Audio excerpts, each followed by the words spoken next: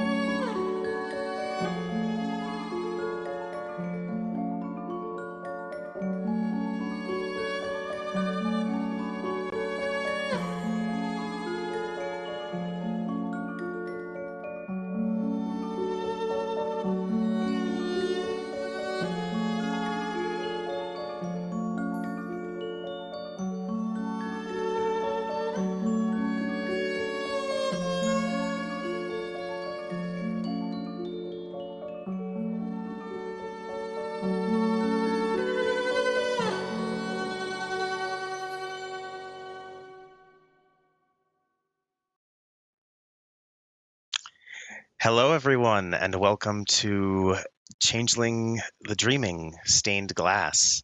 I am your storyteller, Maddox, and I'll be running people through the bullshit, as usual. Let's meet the rest of the cast.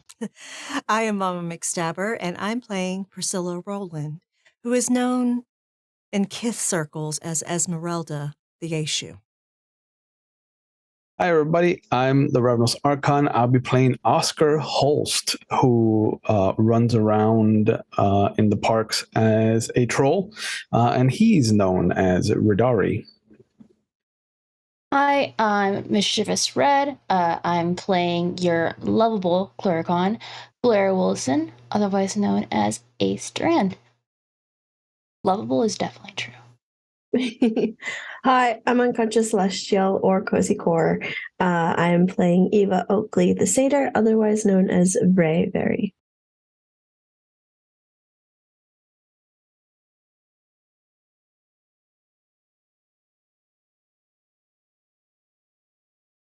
Is he muted? Of course I am.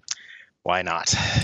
Perfect. And from last episode, you all met a red cap, then knocked out a red cap, tied up a red cap, and questioned a red cap. And flirted with a red cap. And at the very end, stole some brass knuckles and flirted with them. A Yes. full 180 of emotions. We ran the gamut. Yeah, so did he. But in running into and accosting and then talking, because sometimes red caps are chill after you beat the fuck out of them, he was able to give you all some information about what went down as far as he could remember. You guys did get the dullest mentally of the three, so he wasn't able to provide a lot of detail. But you learned that there was a route that they were supposed to take. There was a spot in the underground tunnels beneath downtown that they were supposed to deliver it to and just leave it and let it be collected by something or someone else. And then they were attacked by multiple chimera, and the crate that they were carrying fell out of the truck and broke apart, leading to a rapturous explosion of glamour. I think today we'll start with Oscar. Oscar, where do you think you are, or where you will be heading? I'm probably walking into Ava's bakery, having set up a meeting with the young troll lady that we got to meet a couple episodes back. All right. Ava, is there a small area for seating in your bakery, or is it mainly just a stand and wait sort of area? No, it definitely has a seating area. Couple on each window, and then some booths along the one side. All right. You see her, the dear young troll, sitting. She has like a to-go thing of coffee sitting at the table, and she's just looking through her phone, and she looks up when you come in. Hand up. Oh, And Ava, are you at the bakery? I'm probably at the bakery puttering around for sure. Okay. Your staff is currently working on some cinnamon rolls. I'm gonna get an iced lemon pound cake and then a coffee, and then make my way over to the troll. She doesn't stand up or anything, but she nods as you come by. No. It was Oscar, right? Yes. I'm glad you could meet me like this. How's the coffee? I got this from a place near my house.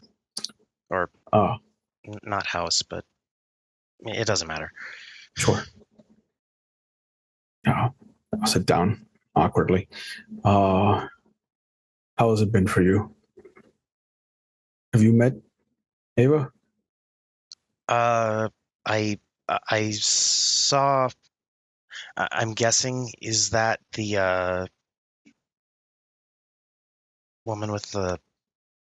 She realizes that she's like gesturing to make horns when she herself also has horns, and just puts her hands back on the table. Yeah. Ours tend to go straight back. They curly Q. Yeah. Mostly. Yeah. So this is her place? Yeah. I think. Sure. Yeah. We'll go with that. I don't particularly know them that well myself. So do the crazy dreams ever stop? Like, No. do you ever? So it's always just going to be wild bullshit nonsense every time I go to sleep. 100%. You can learn to weed them out. Tease, help. And when do I stop dreaming of war?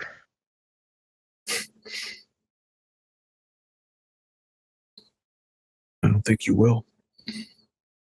Lemon helps, and I break the lemon pound cake in half and offer her. She takes it, but doesn't take any bites just yet. And the tartness helps with receptors. I don't know the science. And it's really weird. Like, when I'm dreaming of war, it's not like what I'd expect, with like swords and armor or any of that. In the dreams, I hear gunfire as much as I hear weapons. Mm-hmm. We have been around for some time. And it's like I'm in the streets of Denver.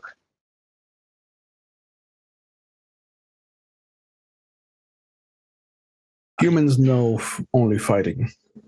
It's part of our history as much as creativity and blossom and art. And I keep remembering someone who isn't me. Who is it? Tell me about them. I only really have a name. Okay. That's a start. You can introduce yourself to somebody if you don't have a name. Well, okay, I have a bit more than a name. A couple feelings. A gender, I guess.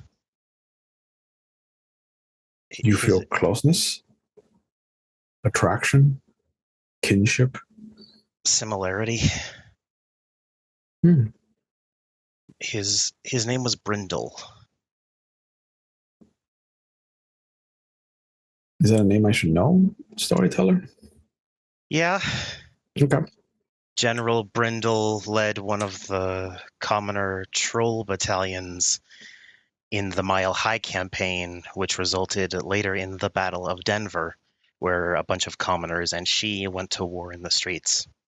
Okay. Back in the 70s. And this is something that I will remember. Yes. Okay. That's even if you don't remember it, you've heard it since you lost your memory, because it's a very prominent part of Kithane, Colorado history. Yeah. General Brindle killed 10 Shi before they took him down, single-handedly.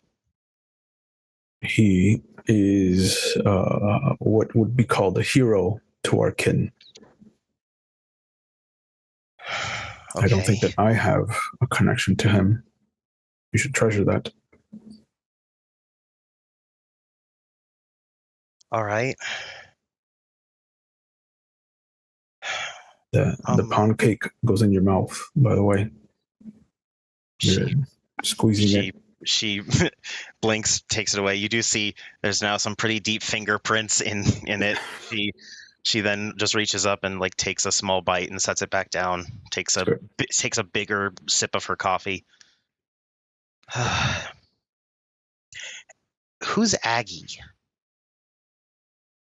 I wish I could tell you more than she's a tinker, artificer, some kind of smith, I think. A creator. Where'd you hear that? She was my drinking buddy. Brindle's drinking buddy. Time to lean in. Tell me more about this Aggie. It might unlock things about Brindle for you. I just remember bits here and there, us sharing shots in a basement. You know what kind? Kind of shots? Yeah. Actually, let's see if she does. She has enough remembrance that her identity is confused, so who knows? Hot shit. Take what I can get, my friend.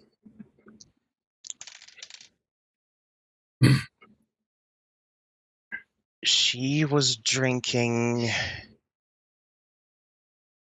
rum. And he was drinking vodka. I was drinking vodka. Something like that.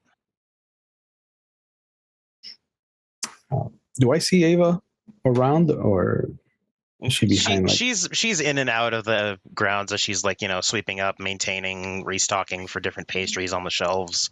So she's in and out. You could easily flag her down. Okay. Yeah, I'm gonna try to inconspicuously kind of lock eyes and just be like,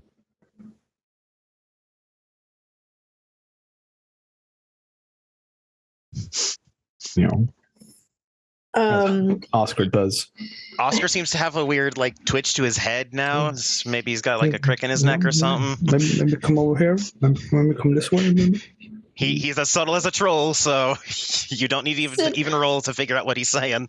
Okay, I was going to say, should I roll perception on this? No, you don't need to. Okay. With that sort of role playing, he's not trying to hide it from anyone, least of all you. Yep. Eva brings over a couple of fresh cinnamon rolls and just sets them down and slides over next to Oscar. She leans back for a second, but doesn't jump or anything. Probably more in a sense of whoa new person instead of whoa goat horns. Yeah. Ava, this is one of the new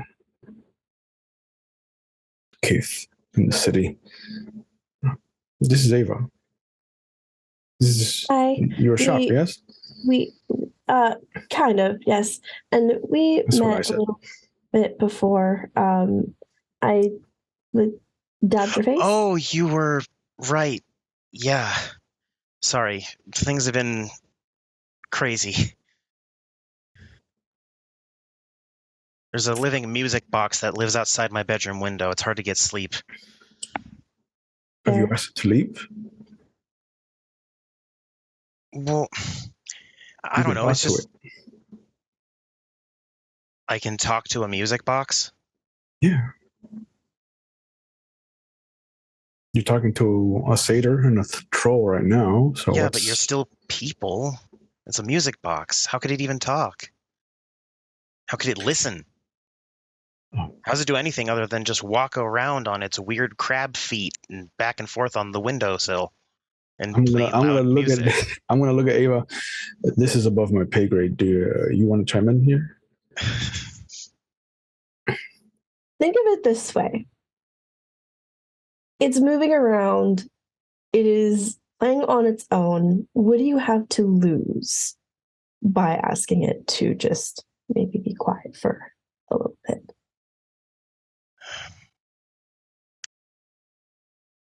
I remembered someone saying that they're called Chimera when I went to the Brown Palace. There you go. You're one step ahead. Ava, my friend here is having memories of Brindle. Almost like reliving them herself. She mentioned having Aggie as a drinking buddy. Oh, okay.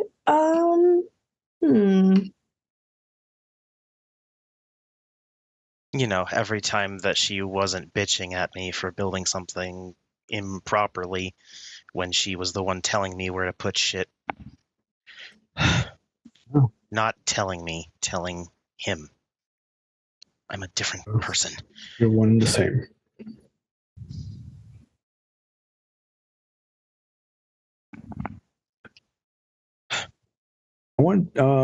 I wanted to know more about your interactions with Aggie. I think Ava is a fan of her work. I'm just kind of nodding very badly. Here, actually, here is a fairly new notebook. If you have dreams or thoughts or anything, feel free to write them down, and then you can give them to Oscar later. All right. I'll admit I haven't really done dream journaling before. It's a good time to start. Okay.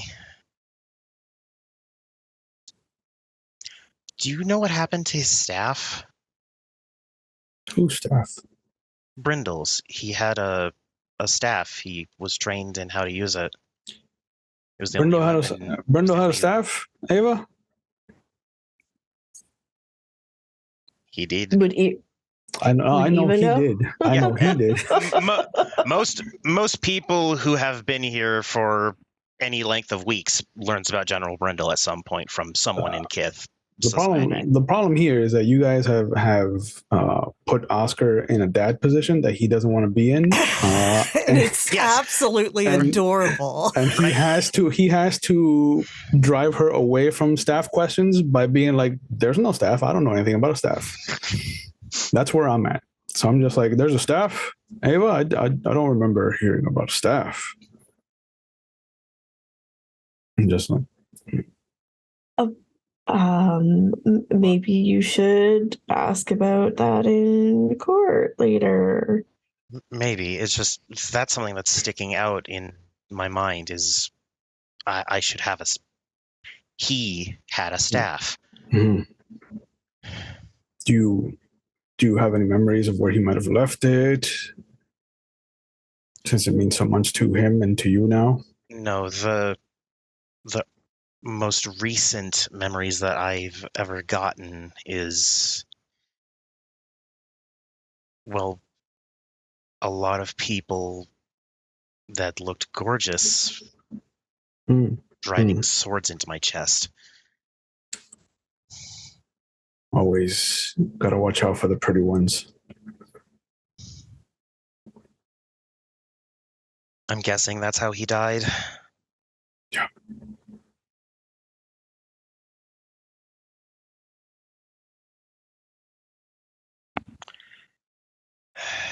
It's not comfortable.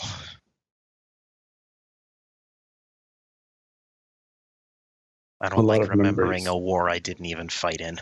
A lot of memories will not be comfortable. At least you're not being eaten by a dragon.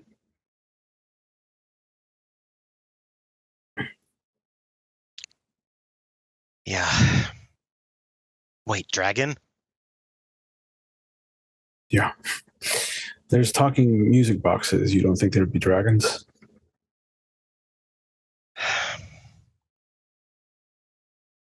Anything else I should watch out for? Goblins? I haven't dealt with goblins. Red caps can be really bitey. What Won't do put they anything look? near their mouth. What do they look like?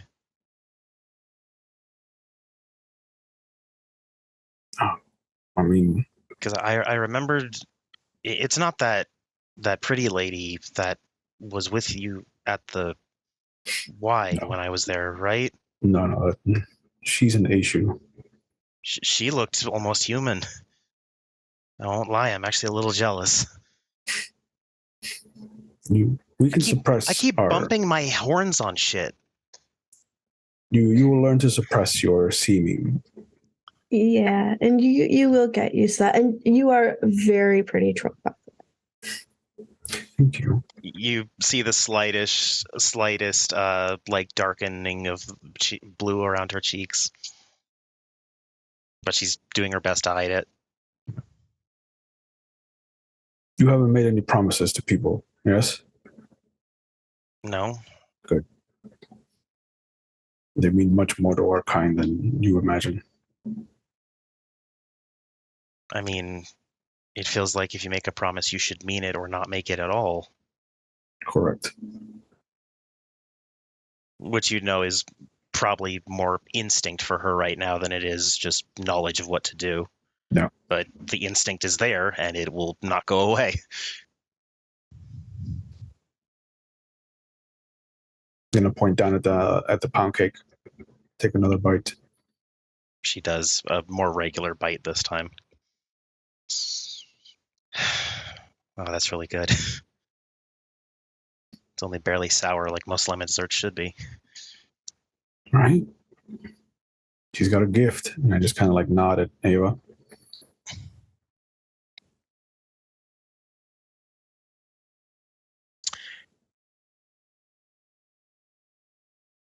I do have a couple other things about Aggie, if you want to know them. Sure. You're not busy, are you, Ava? I don't want to take you away from. It's just that the. No, I have a couple minutes. It's fine. She also I has rarely others. take breaks. She also has other staff in the bakery. It's not like she'd be leaving Yeah. customers or anything. Yeah. You have like 2 other people, right? Yeah, it's fine. They can handle the workload for a little while. She really didn't like someone named Duke Killian. Like, really didn't like him. Like, the alcohol made her go on rants about the guy. Yeah. And apparently she didn't even need it to go on rants about the guy. She just didn't like him. Apparently the 2 of them got in a lot of shouting matches. He is an acquired taste.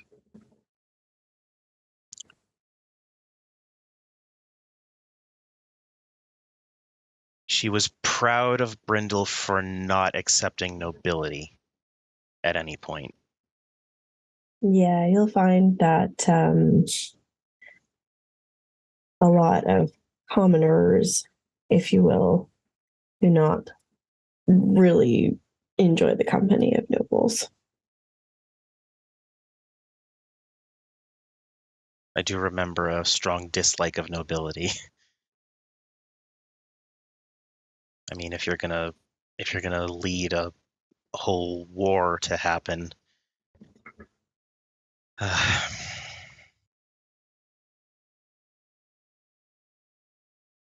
did you guys find anyone else like me? Other people who have turned? I didn't find anyone, but we did hear that there were others, so you're not alone. Yes, not us specifically. I feel like I should meet them at some point. You will. That's why we have the Brown Palace. I was so confused. I walked into the lobby. I almost asked a concierge, but I don't think they would have been able to tell me where I was looking for. And it wasn't until I saw this woman with just weird features go in through a small entrance that I actually found the actual fortress. That's what it's called, right? Sure. We prefer the term freehold, but fortress works. You also know that the freehold is called the Mountain Fortress. Yeah. Despite not being anywhere near the mountains. Yeah.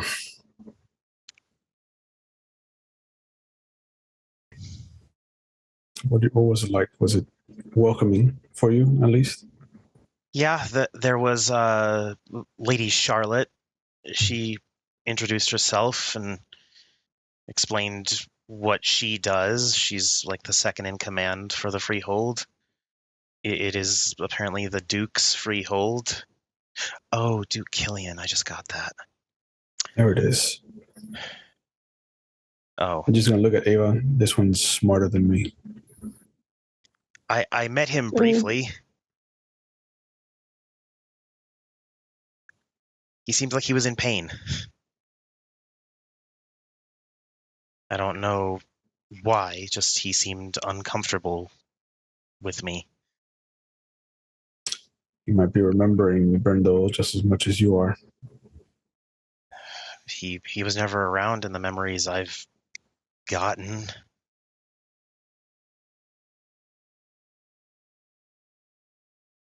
But he was polite enough, said welcome to society, take a bit to figure out what feels right. He said he hoped that he would see me among the Sealy. There are two courts, basically the good guys and the bad guys of society. Hey, Eva kind of like smacks Oscar. You can't get away with that one, and Unseelie is sitting right next to you. I actually, me and Oscar both forgot that Ava is Unseelie. So I will just be like, I forgot. Sorry. It's okay. She looks at you, Ava. I'm guessing it's not one side or the other. When it comes to commoners, no. Nobles, you're probably a little bit more impulsive as an Unseelie, but it's not as cut and dry as good or bad. All right.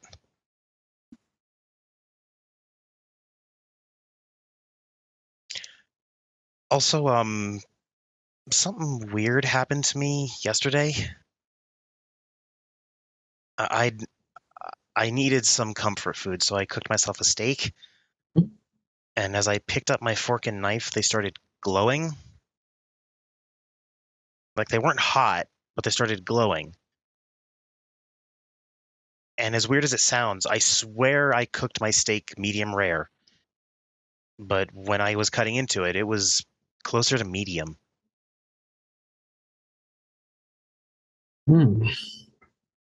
And all I can remember is I could do that to a staff too.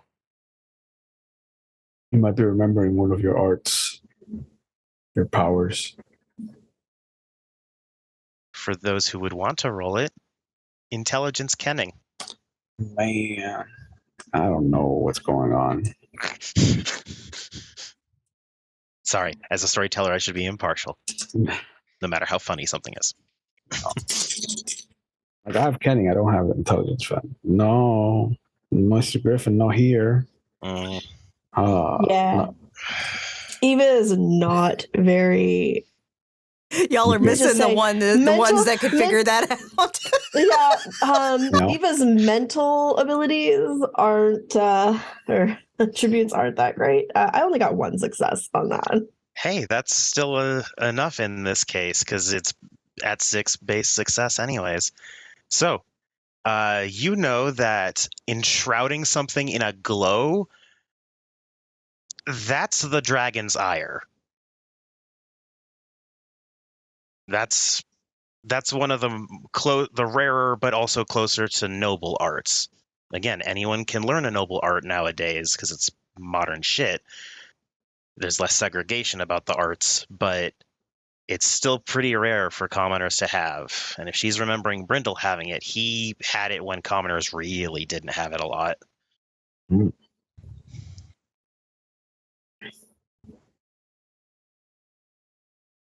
Yeah, I just shrug. I don't know. I don't know what that is. Okay, just thought I'd ask. No, of course. Maybe somebody at the freehold would know. She takes a bigger bite of the pound cake. Yeah, you'll probably learn a little bit more about that, about what you can do in court. I will be right back. And Eva goes back to the kitchen and brings back just like 2 whole loaves of the lemon loaf, like just 2 whole.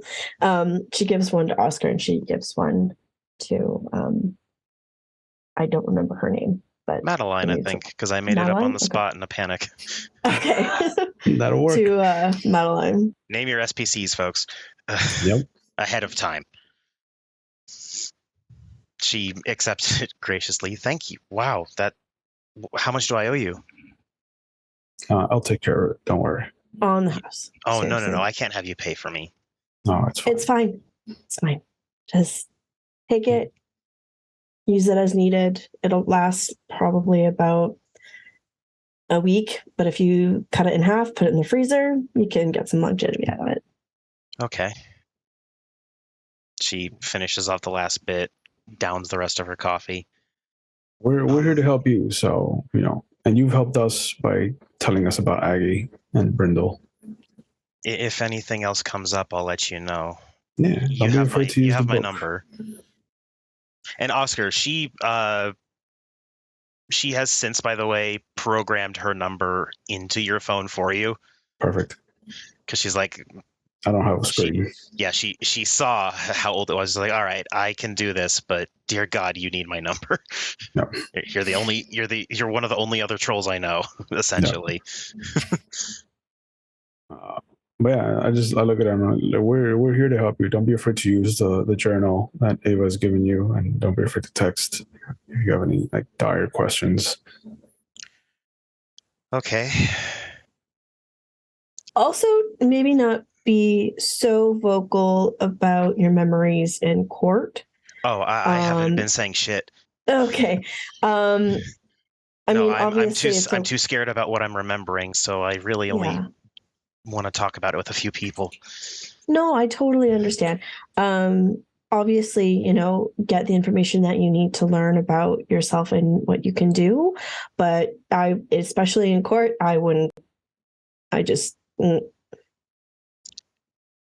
Okay.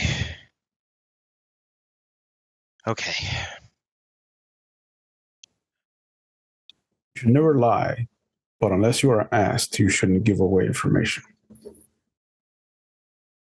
Okay, so just stonewall. I'm allowed to do that?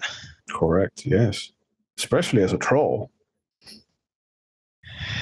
Nobody wants to talk to us. Along with all the fighting memories, I'm also getting a lot of rock climbing. Is that something you wanted to do? I like rock climbing. I'm more of a swimmer. Guess I could try hiking. Yeah. I don't know. I'll think of something. I can tell you which trails are nice this time of year. In October, it's damn near most of them. It looks like the forest is on fire without being on fire. Autumn's really pretty in Colorado, folks. Not biased or anything. Well, I think I'll get going for today, but thanks to the both of you for talking with me. Yeah. And now you know where to find Ava in case you can't get to me. Could you ask some of the other people who have recently changed to see if they'd be okay meeting up? I sort of want to just meet people that are in the same boat. I think that would be a good idea to share with Lady Charlotte. Yes. I'll ask her. Group. She did say that she'd want to keep in contact with as many of us as she could.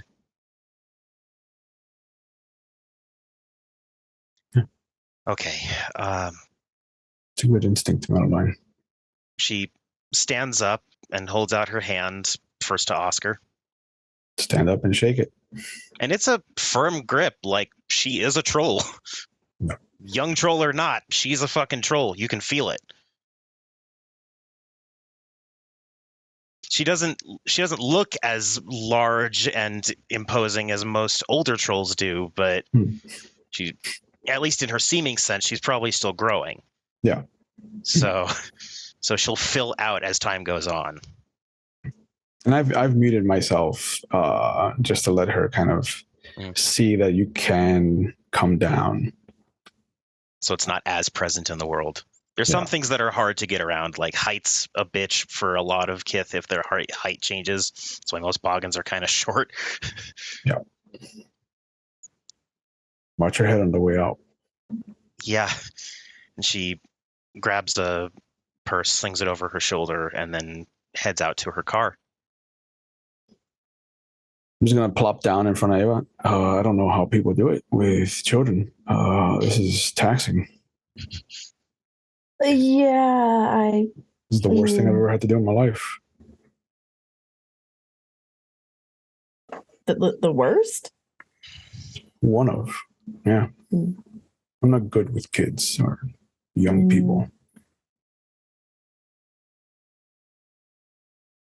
Some things come naturally, some things don't.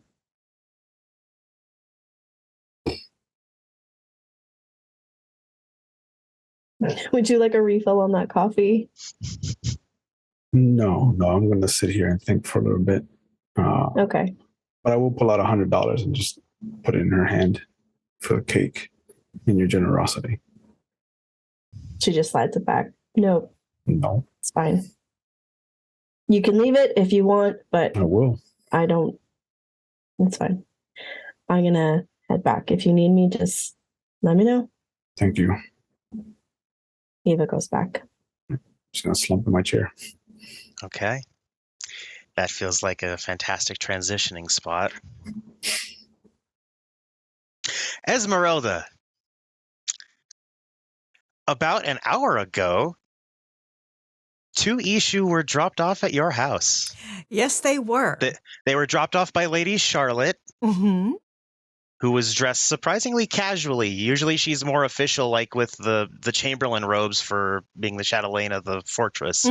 But in this instance, it was just, casual t-shirt, jeans, boots, and a coat, obviously, because it's October. Yep. So over the course of this hour, she has taken in these 2 baby Ishu. What are their names, storyteller? Their names, and I even wrote them down. How about that? You being prepared. Barely. I mean, I may not know their Kith names yet, but, what were they introduced as? It will at least take a year and a namer, which is very hard to get in contact with, to figure out their Kith names. Yeah. And usually they don't share that shit anyways. Right. I got my notebook so I can write this down and not forget them as soon as I hear them.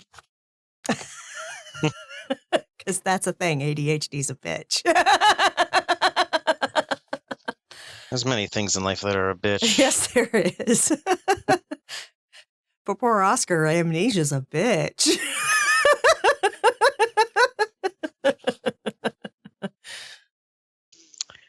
There is an Egyptian boy. He's about, you'd guess, 14. And his name is Bakari. Bakari. Okay. And there is a young woman named Isabel, but she said Izzy, please. And she seems to be from Latin descent. You would maybe guess Mexican.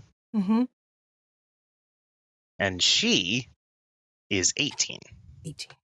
So you have a 14-year-old and an 18-year-old. Compared to Esmeralda, they're late bloomers. Yes.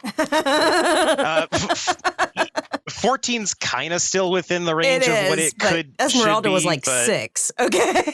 yeah, there's some out there that you're certain are like were actual proper children Yeah. when this happened, but you seem to have lucked out with some teenagers. Yeah, no, this is great. This is great. They both at first seemed a little hesitant and shell shocked. Of course. But then as they explored your house with you and saw the first freehold, she took them like, through the mundane house to show them what an Ishu home typically looks like.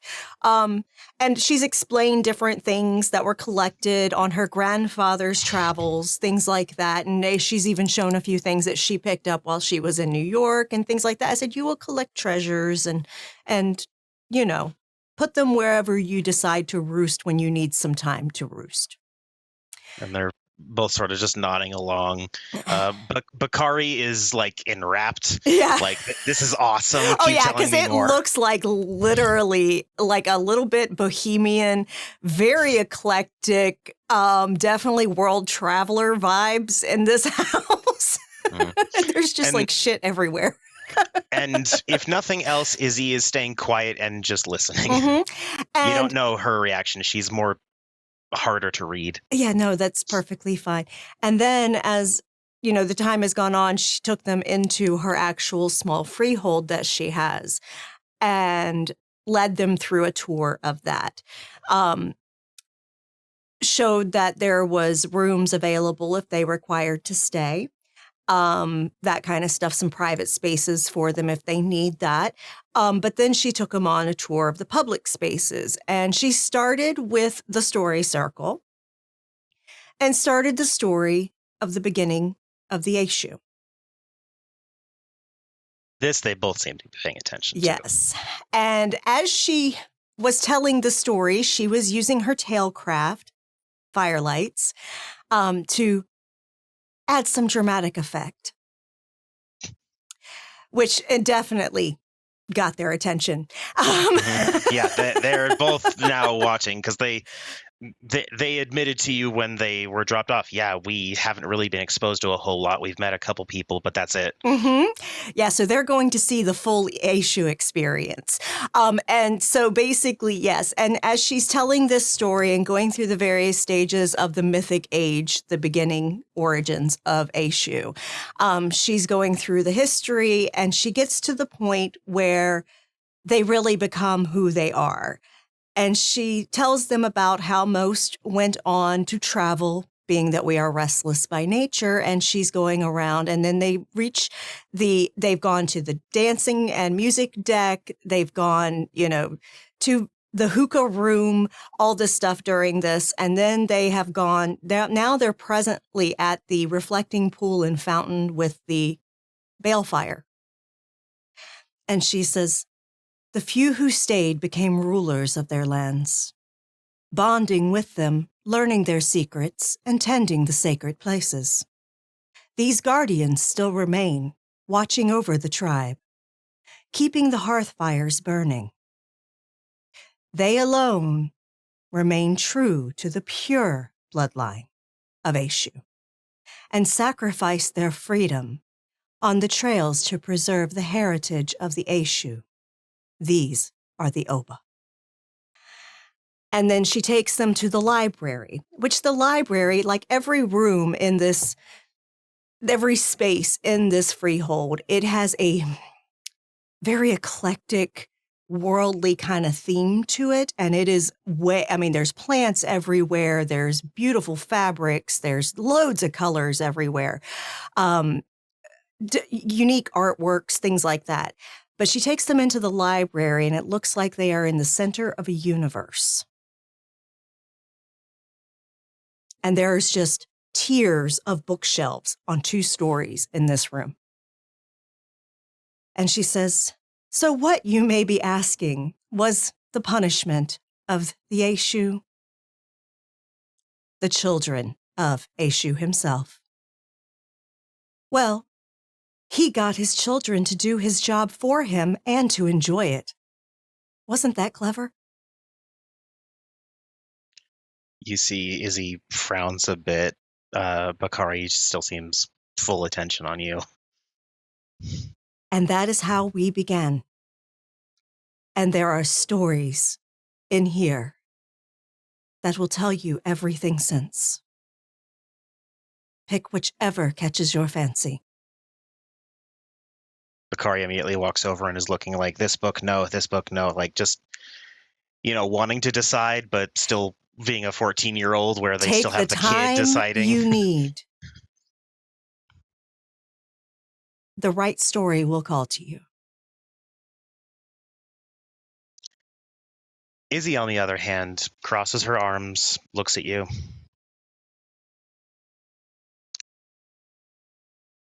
Do we still have to technically do this job that we were tricked into?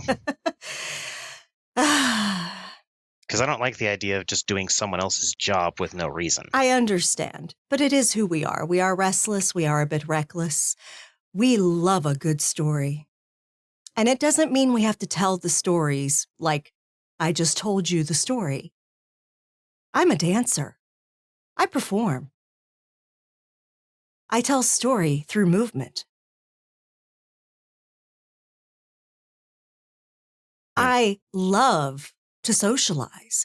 I love to go out and experience things because there's always a story to be found. You don't have to be the storyteller in the traditional sense. You can do it however you wish because we are all unique. And do you really believe all that stuff you said earlier about like destiny and crap? Like really destiny? You said the Ojo were the ones that believed in that, but that it just sounds so fucking ridiculous. It can sound ridiculous. As she says fucking, also Bakari like is halfway through pulling a book off the shelf and turns, don't cuss, and then goes back to the book. I will not police language here. Also, I'm 4 years older than you. But I will say, destiny is a funny thing. At least my experience with it. Your experience will be your own.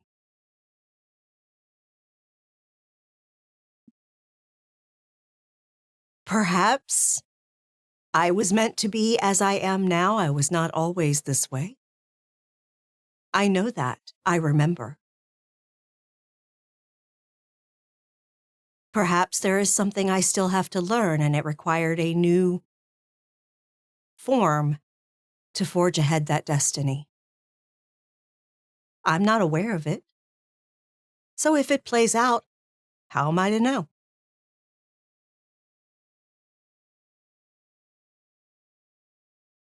I'll try to keep an open mind. That's the best thing to do.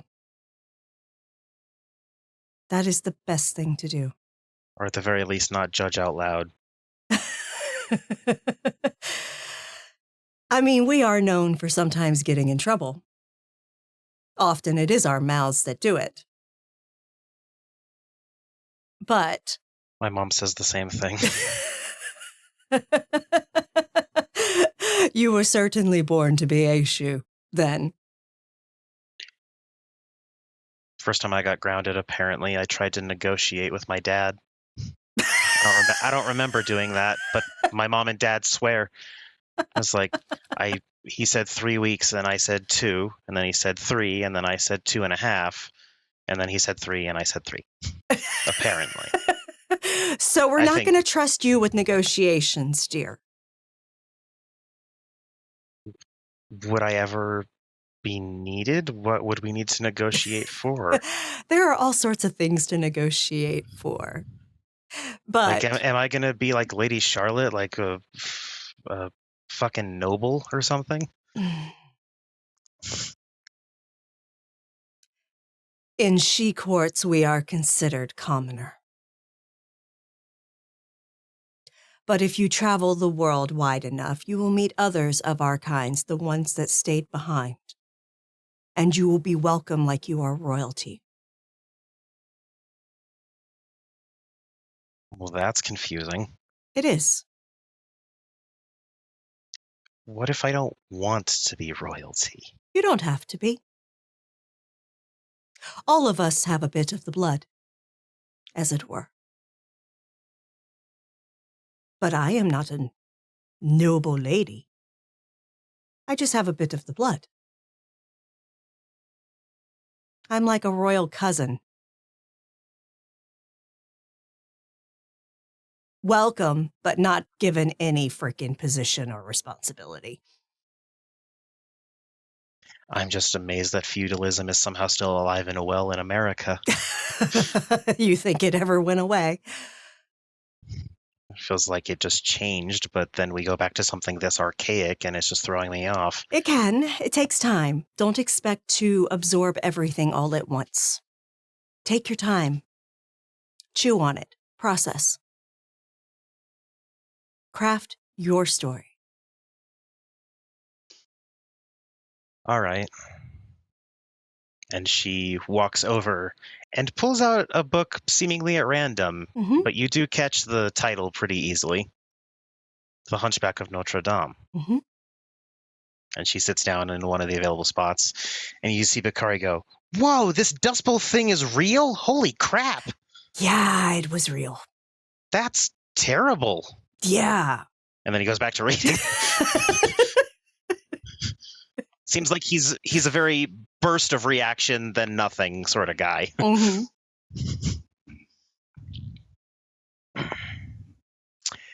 So as they're reading, Esmeralda basically, and of course Jolly was accompanying them on the tour the whole time. Jolly was actually staying pretty quiet while you were doing the storytelling. Exactly. He was being oddly respectful. Uh-huh. Can't imagine why. And so she goes out on the deck of the music and dancing deck and just sits in one of the chairs out there and just glances out over the landscape that you can see from the freehold. And it is a beautiful forest with mountains in the background.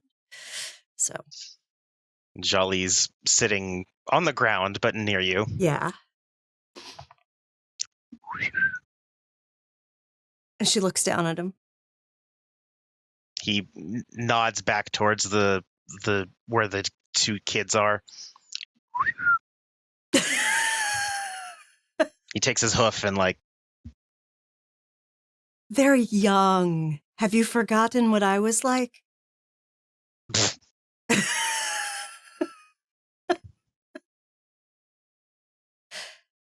I just hope whoever's coming is older and more prepared to be a teacher, because I'm not ready for this.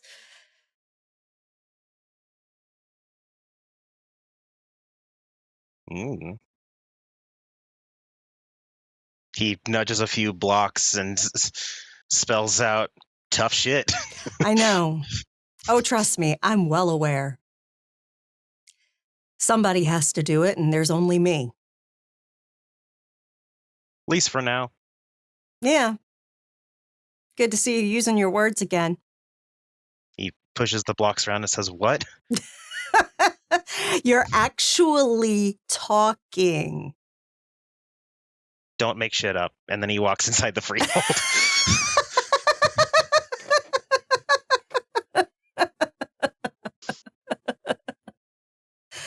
And she just sits there laughing. And it's at that point you hear a chime of a doorbell, which is distinctly not on the freehold side. No, so she gets up, peeks her head into the library and says, "Someone's at the door. You can feel free to stay here, read, enjoy yourself. I'll come in and check on you shortly." They both nod and go back to their reading. And she leaves the freehold and goes to the door.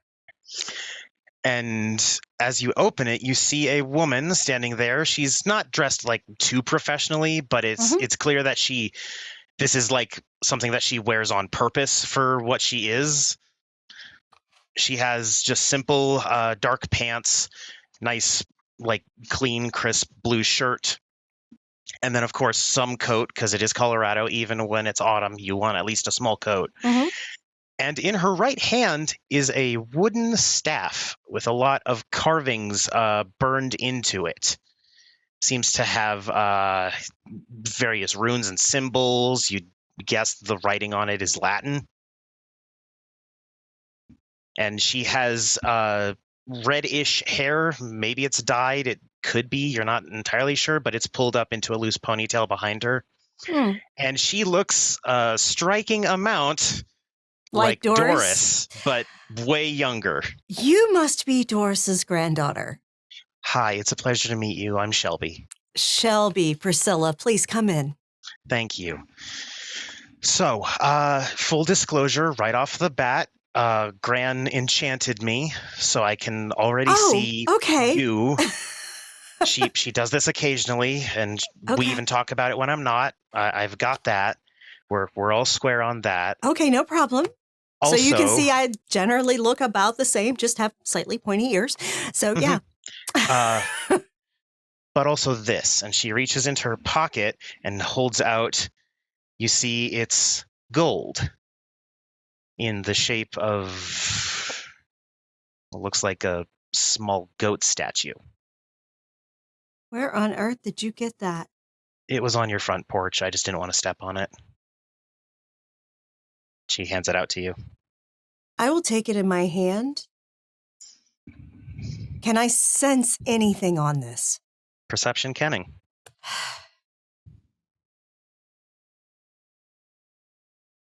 Now Priscilla's getting spooked.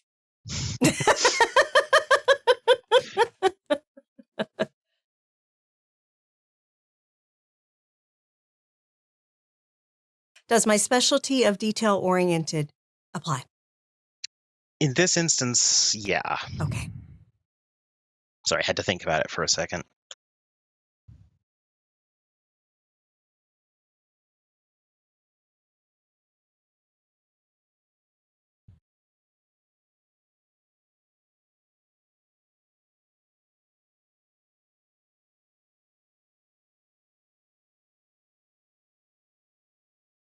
That's 2 successes. All right. Fading smell of ink.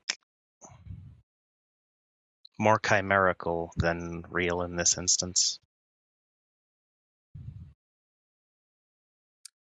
Although it's not chimerical, but it's close.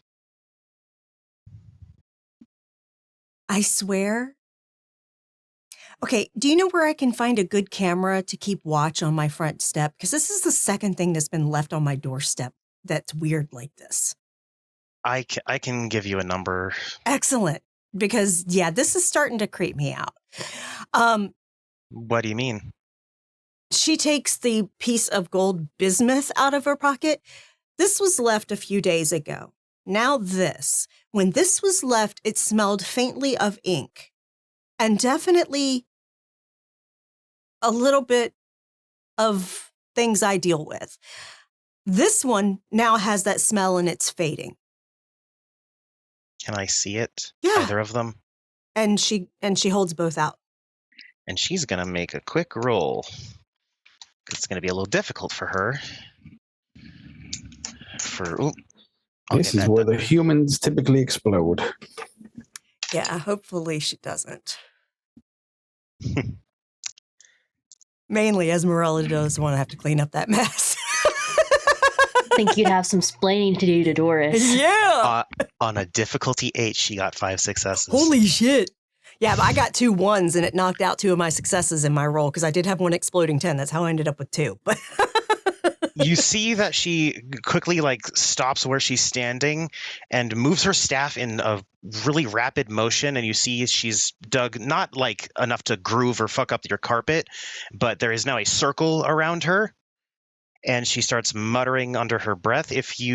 How much perception do you have just in ranks? I have 4 dots. Okay, then you'd hear it. She's muttering in Latin chanting, and you see a silver blue glow take over all the burned in areas on her staff and her eyes.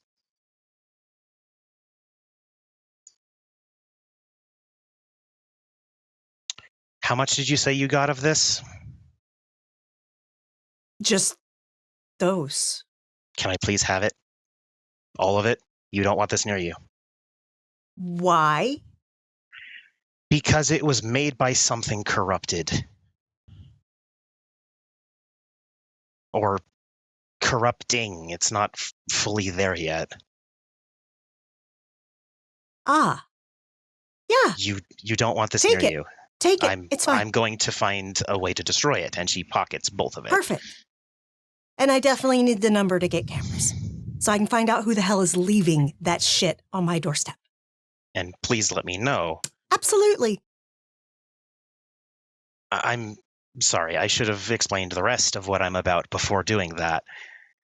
Because Esmeralda is legit looking at her big whole eyes. She's like, Yeah, what she's the like, "What the fuck are fuck?" you? Yeah, you just watched a human do something distinctly What the impressive. fuck are you? I am part of an organization that teaches, learns, practices magic. I'm awakened.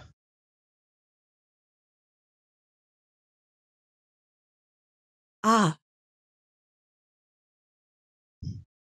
Literally, Esmeralda is still looking kind of shocked, and she's really doing it to make sure she doesn't give way to the fact that she really doesn't like me. Just she is trying to be polite for Doris's sake. I'm part of an organization called the Hermetic Order. Yeah. Okay. I'm vaguely familiar. Okay. But it is my job, and she nods to her now full pocket.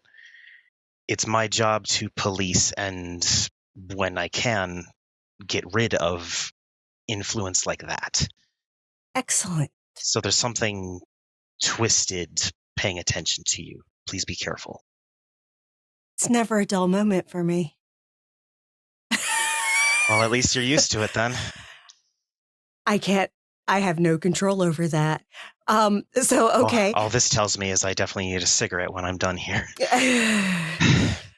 I mean, I've got some pot if you want some. If I have to drive, otherwise I would.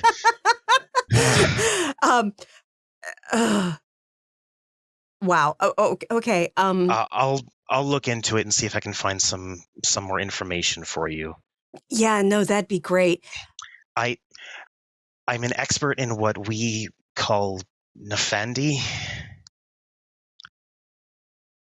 They're like us, but twisted and wrong, and we do our best to get rid of them. Oh, yeah, we have things like that for us too. Gran sort of explained a bit of that. Yeah, I'm currently looking into an investigation, but not sure yet how you can help me. But maybe this will help because it's possible that something tied to this is involved with that. Most of the time, I am more a specialist in detection than I am in anything else. But I have enough experience where I can branch out from that if needed. Excellent. I'm also fairly good at blowing things up. Ooh. That's gotta be exciting. You have to be good at that if you're going to hunt what I hunt. I believe it. I believe it. And the private investigator, I find more of that corruption than you'd believe. My career lines up in both of my lives pretty well. Fascinating. Perhaps one day you can tell me some stories. Of course. But is there anything else that you need? Some trails to put me on? I don't have a case right now, which is the only reason that I can help you. Yeah, no, we're looking into I don't know how you and your kind reacted to it, but a few nights or evenings back there was an explosion of glamour, the substance we use. So that's what that was. Yeah. We had some people who have some equipment that can measure that sort of thing. Yeah. And I spoke of exploding. It exploded. Yeah. Figured out what happened. It was a delivery gone awry. Something was damaged and exploded en route to where it was supposed to go. And it was something all done through your kind? As far as I'm aware, yes. I will admit, I'm not sure how much of this I can share with my colleagues, as there's many amongst our groups who have interesting ideas of what you all do and are. So I'm going to try to keep any involvement of your kind out of my reports. Perfect. It was definitely mystical in nature. There you go. But yeah, it kind of created a shockwave effect for a few days in our society. But yeah, and yeah, I mean, the only thing I've really gotten is where it was supposed to be delivered, which is reportedly very dangerous, has both, you call them Nefandi, but our version is something else for our kind. Those are down there and also under the city. And also, there's a lot under the city. Yeah, and I've heard like vampires and everything else. So the vampires are actually the easiest to get along with in the underground tunnels. There's other things down there that aren't going to even try to talk to you. Excellent. Yeah. So the vampires at least will probably announce themselves. I've been down there a few times. Okay. The vampires just know not to attack me. Especially if you can blow them up. And they don't leave much of a mess afterwards. I'm sure they don't. Fire is an amazing equalizer. Oh, who said it was fire? Electricity's far easier. Oh, I definitely have to hear stories. I'll tell you about the time I had to take out a transformer to stop a Nefanda sometime. Absolutely. Absolutely. The whole city had a blackout. I felt so bad.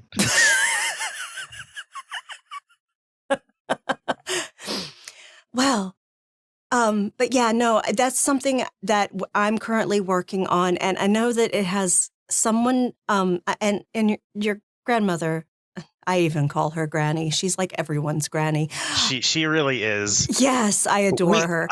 I swear, one of these days I'm going to walk in and see her serving tea to an escaped convict. I would not put it past her, not in the slightest. But yes, she's amazing. But anyway, I was telling her about it. It's someone who is at least on one occasion known to be wearing a red coat. I have no other identifying information. Other than if you are enchanted or otherwise able to see us as we are, they will have longer ears than I and be incredibly good looking. Well, so I'm looking for a supermodel in a red coat? Pretty much. Beyond supermodel, more than likely. Almost alien how beautiful they are. I'm sure I'll recognize it when I see it, but I'll admit I can't picture that. Many can't until they do. All right, I'll keep a lookout. Yeah, it just if you happen to see anything, red coat, longer ears than mine, ridiculously, almost painfully beautiful, let me know. Of course. Excellent. And you said that the lingering scent was ink? Smells like ink. I have a theory, but I don't want to tell you anything in case I'm wrong. Let me do more research. Absolutely. And it is certainly, I don't know if this will mean anything to you, it is chimerical or something like it. I can't recall what that term means for you. Because I know someone who makes what You're he calls enchanted. chimera. Do you see my goat?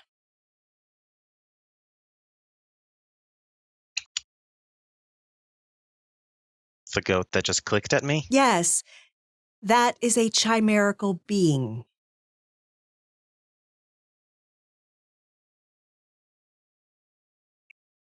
May I? And she holds out her staff towards him just a little bit. You got to ask him.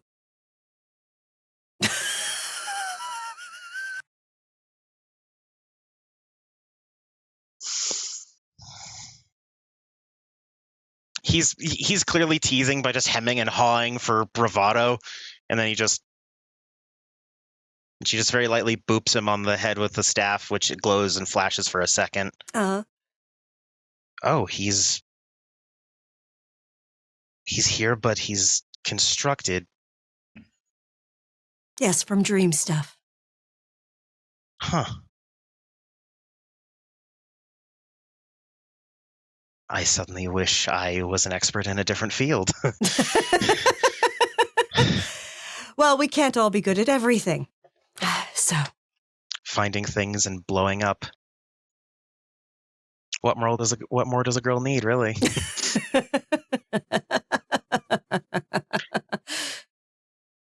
Well, all the same, Esmeralda was your name? yes. It is very good to meet you. I'm always happy to meet other kith. Gran showed me when I was a girl, and I think that's part of what contributed to my awakening. Because Very I likely. had a bit of a belief in everything. Good. Well, it was a pleasure, truly. And let me see you out. And she real quickly rubs her foot to get out the circle that she scratched in the carpet, and it's gone. It's not permanent in any way. She's apparently practiced at that sort of thing. There. All right. You should have no more mishaps. A bit of magic was used, but I figure someone like you, it won't really have any after effects, if there is any. I mean, it didn't seem to do anything to me yet, so. You felt like a flutter of glamour from her when she did it too. It wasn't intense, not even for mechanical description, not even a full point of glamour. Just a flutter. Something happened, and it was inspirational to her in some way. Yeah. But I wish you success in your hunting and investigating. Thank you. And if you see a young man who looks similar to me, avoid him. Just avoid him completely. I promise you, your night will be so much better if you do not interact. Noted. He's my brother, Oh, Jamie. and Jamie is a problem? A big problem, yeah. Is he like you? No. All right. You'll only see him at night. Oh. And he's one of the violent ones. Oh. Very good. I Not to tend bring the to mood try to down. avoid those just in general. They're kind of dull. There is a non-zero chance that he could be down in the tunnels. Excellent. So. I will duly ignore him. And if for some godforsaken reason he does catch up to you, just fight like hell, because that's what he's going to do. Luckily, I have some friends that can give him a run for his money, I think. And I tell you that because Gran never would have warned you. She's very ashamed of that. I appreciate your honesty. I don't want my brother to be responsible for yet another murdered person. 15's enough. Wow. At least the ones I've found. Perhaps an electrical storm needs to happen at some point. If I felt I could do it without suddenly losing 10 years of my life or some nonsense, I might. Yeah. Family's hard. Complicated. I'm glad someone else said it, not me. Be well, dear. You as well. Take care. It was a pleasure meeting you. And she hands you a business card. There's my work number, which is my personal number. Excellent. And I'll get the number for the security cameras to you as soon as I can, because I know some good ones. Excellent. Yeah, because I definitely want something to get eyes on whatever is dropping these things off. Especially if it's that sort of residue. Yeah. And please keep me informed. And if at any point you feel like you're in trouble and need help, just call. I appreciate it. Thank you. And she turns, gives a quick wave with her staff and walks back, puts it in the back seat, and then gets into a car and drives off. Esmeralda doesn't even watch her pull off. She just closes the door and stands there with her back against the door like, fucking mages. Jolly's looking up. he's both concerned for you and trying to hide a smirk.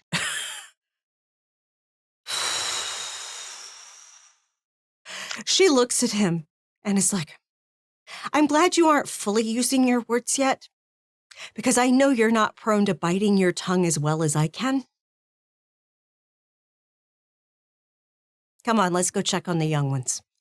And as you're walking, you just hear Jolly mutter, irony. And she just says, is not lost on me. And then we walk through. And honestly, that feels like a fantastic spot for a break. All right, everyone. We'll be back in 10 minutes. Y'all enjoy the break.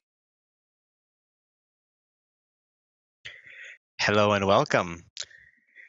We left off the first half, first with Oscar and Ava doing their best to console a troll who seems to have a rather high amount of remembrance for herself from her previous Fey life, which in this case they have learned is the famous General Brindle of the Mile High campaign in Colorado, which was a terrible war fought between the nobles and the commoners when the nobles stepped back through into the Autumn world.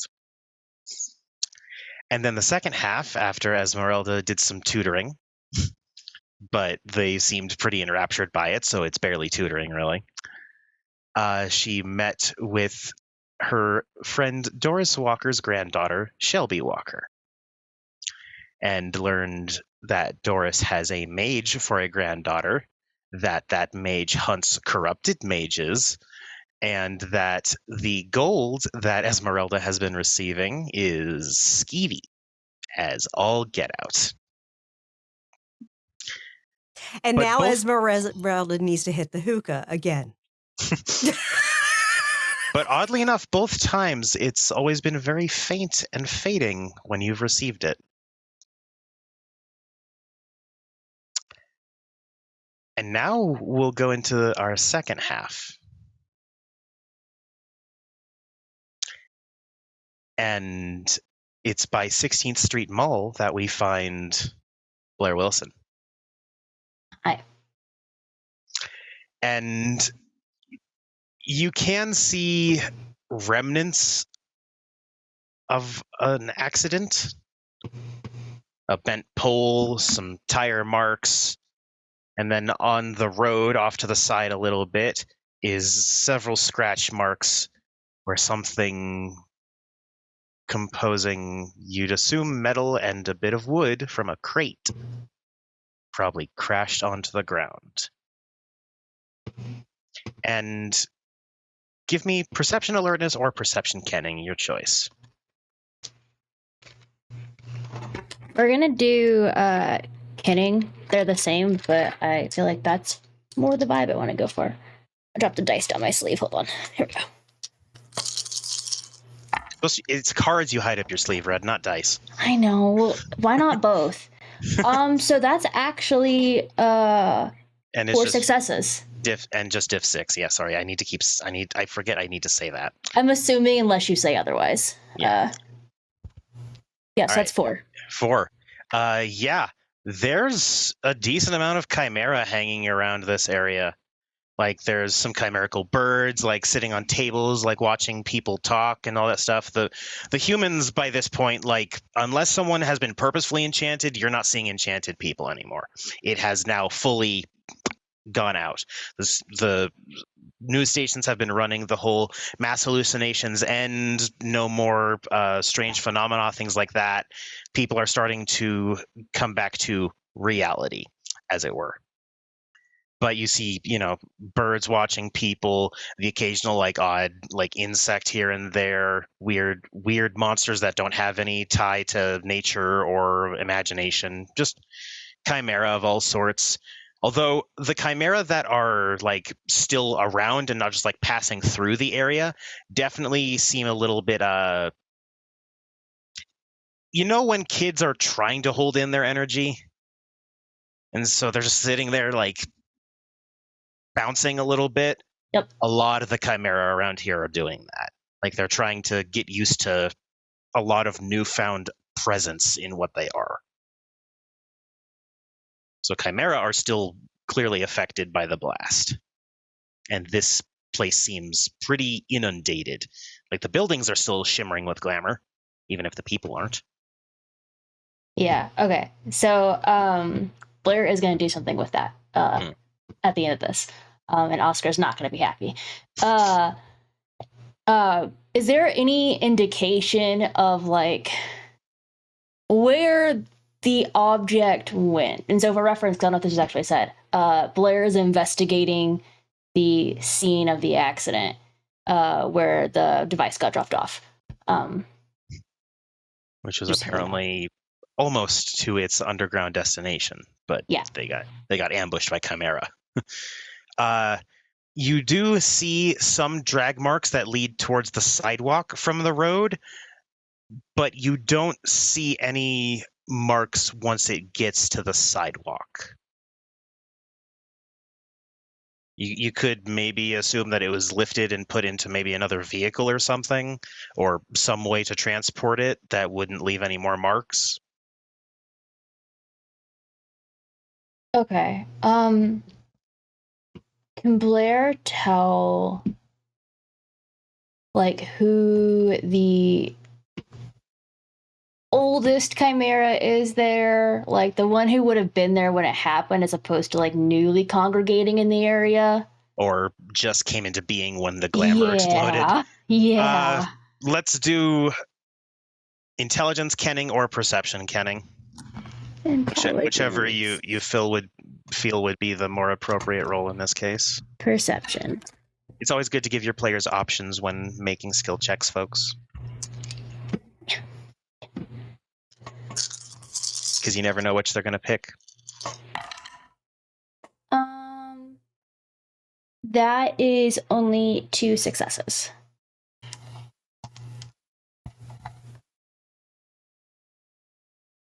Sorry, say that I got everything 2. but the actual 2. Sorry. Yeah. As you look around, it's really hard because all of them are just so obviously like juiced from the glamour. So telling what's the most powerful or the oldest is a little difficult. But you do eventually find one that is a crow, but its feathers are a dark navy blue instead of crow black. And it's just sort of sitting on a lamppost looking down at everyone. Blair's gonna gesture and wave at the crow. It flaps its wings a few times and flies down and lands in front of you. Sup, Tiny? That's the pot calling the kettle black. Well, I'm not black, I'm blue. Were you here a few nights ago when all that stuff happened? Yeah. Want to tell me about it? In exchange, I know a place where you can burn off some energy. What? You all seem a little antsy. Well, yeah, we just got the greatest meal in a long time. Wouldn't you be antsy? So why not enjoy it? Well, we're enjoying it. Okay. What sort of place? Where? I need information first.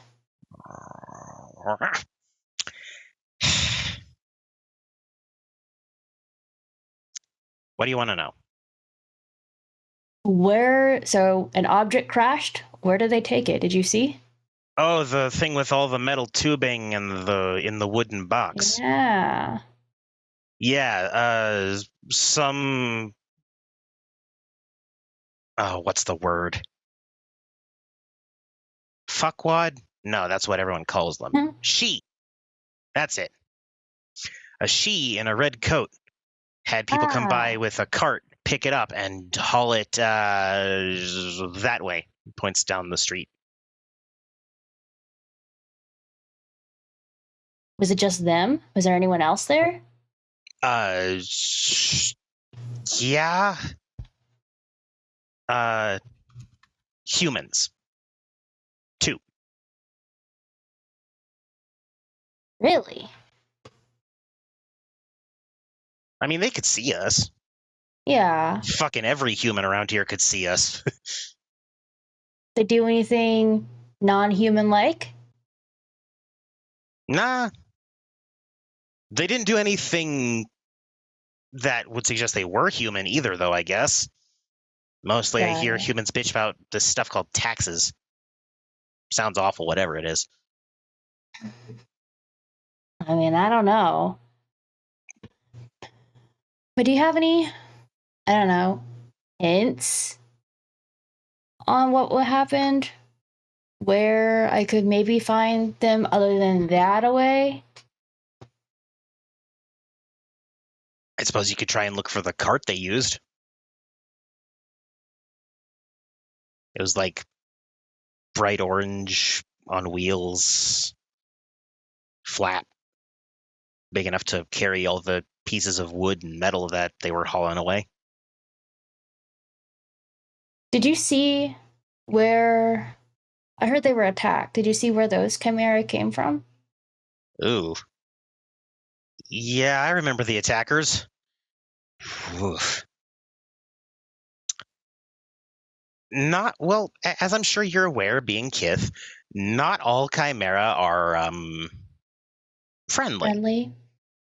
Yeah, we you know, we run the gamut. Gambit. Gantit? Close Something like enough. that. And the ones that went after them seemed, well, you know, hungry. It happens to us all the time. You know, we fade. People don't remember the dreams they had about us and disappear, go back into the dreaming. And sometimes just unmake entirely. You know, it happens. We're just chimera. But, well, yeah, the ones that attacked them, you know, were all a bunch of ones that were sort of worried about fading. They didn't want to. So, you know, you when you smell a surplus of glamour, you go for it. I won't lie, I helped, but only after I saw what they were doing. I mean, it seems like they'll be fading for a bit now. Which was mainly they were fighting the red caps, and then everyone else was trying to push over the box. It's hard to touch shit in the autumn world, let me tell you. Got it. Red caps got a few of them, but that's what happens when you fight red caps. You're going to lose a few. I don't like to do it. I mean, no one does. Let's be real. They're awful. But the red caps, as soon as the thing dropped and we got the glamour out, they sort of just stood there for a bit and then drove off. Oh, I didn't know what to do. Clearly, whatever they were going to do with it didn't work. They couldn't get there. No. It was a lot of tubing, though. Like brass and copper sort of looking thing. Why wouldn't they just unleash it? What would be so special about that? I don't know. I'm not them. But I would tell you a fun place to go and unleash some energy. Yeah, what you got? And Blair will give very detailed directions to Oscar's forest.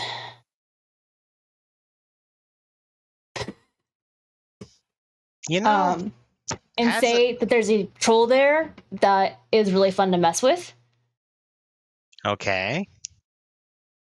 And I'll be there occasionally too, but the troll's there more often. And there's humans that come by, but you're outdoors, you're in the woods. Sometimes things happen and you can't explain it, and you're in the woods. You just can't explain it. Things happen.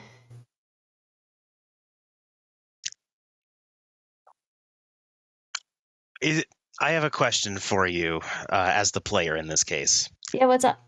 Are you just politely suggesting, or are you trying to specifically get the chimera to go that way? Like suggesting. Okay, then charisma and expression in this case. Cool. And yes, your outgoing specialty definitely applies. You're being nice. Even if it was very much my memory's not so good. A location to cause mischief. Oh, well, here's what I remember. Wow, I don't succeed. And is it a botch entirely or just No, failures? no. Just a failure. Okay. Wait, hold on. I have a 0. I didn't notice I had a 0. Oh. That's 1 success then. Okay. You see him look back and forth. He's like, I'm sure I could get a couple of us to go over there and check it out at least. I'd dig a forest. And It's not because fun. I'm a bird. That's a stereotype. I wasn't even going to say that. Y'all seem a little antsy and gotta go spread those wings, so to speak. It's weird. Only the really strong ones that aren't so emotional aren't antsy. I'll let you in on a small little secret. Lucifer's kind of on the move. Does that name ring a bell at all? In the autumn side, Lucifer is the name of the giant metal blue horse statue outside of DIA with the glowing red eyes. The one that famously killed its creator by crushing him. It is a sight to behold. It has a certain history. On the Cathane side, Lucifer is a giant rampaging horse demon. Because its chimera there's a lot of belief in what Lucifer represents, which unfortunately means a dangerous demon horse. On the move, where exactly? The state. It gets around pretty fast. Don't worry about where it is. It'll be somewhere else in moments. Just be careful. That is he gives us blue things a bad name. I mean, I'm pretty sure everyone thinks he's in a league of his own. He is, unfortunately. He's one of the strongest chimera around.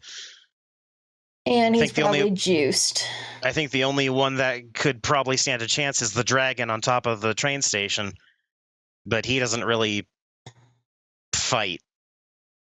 Well, let's just hope it doesn't come to that. Maybe he'll stay in the mountains or something. Maybe. Probably not. There's some weird shit going on in the mountains too. Yeah. Weird enough to... Lots of dogs barking. I mean, we'll see if it's weird enough to counteract everything that's happened here. I mean, it'd be a good way to balance. Yeah.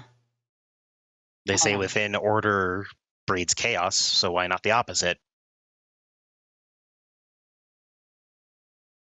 Typically, our kind still thrive on chaos a little bit. Why would we want to bring order to things? Well, see, that's what you Kith always get so wrong. You think order means banality.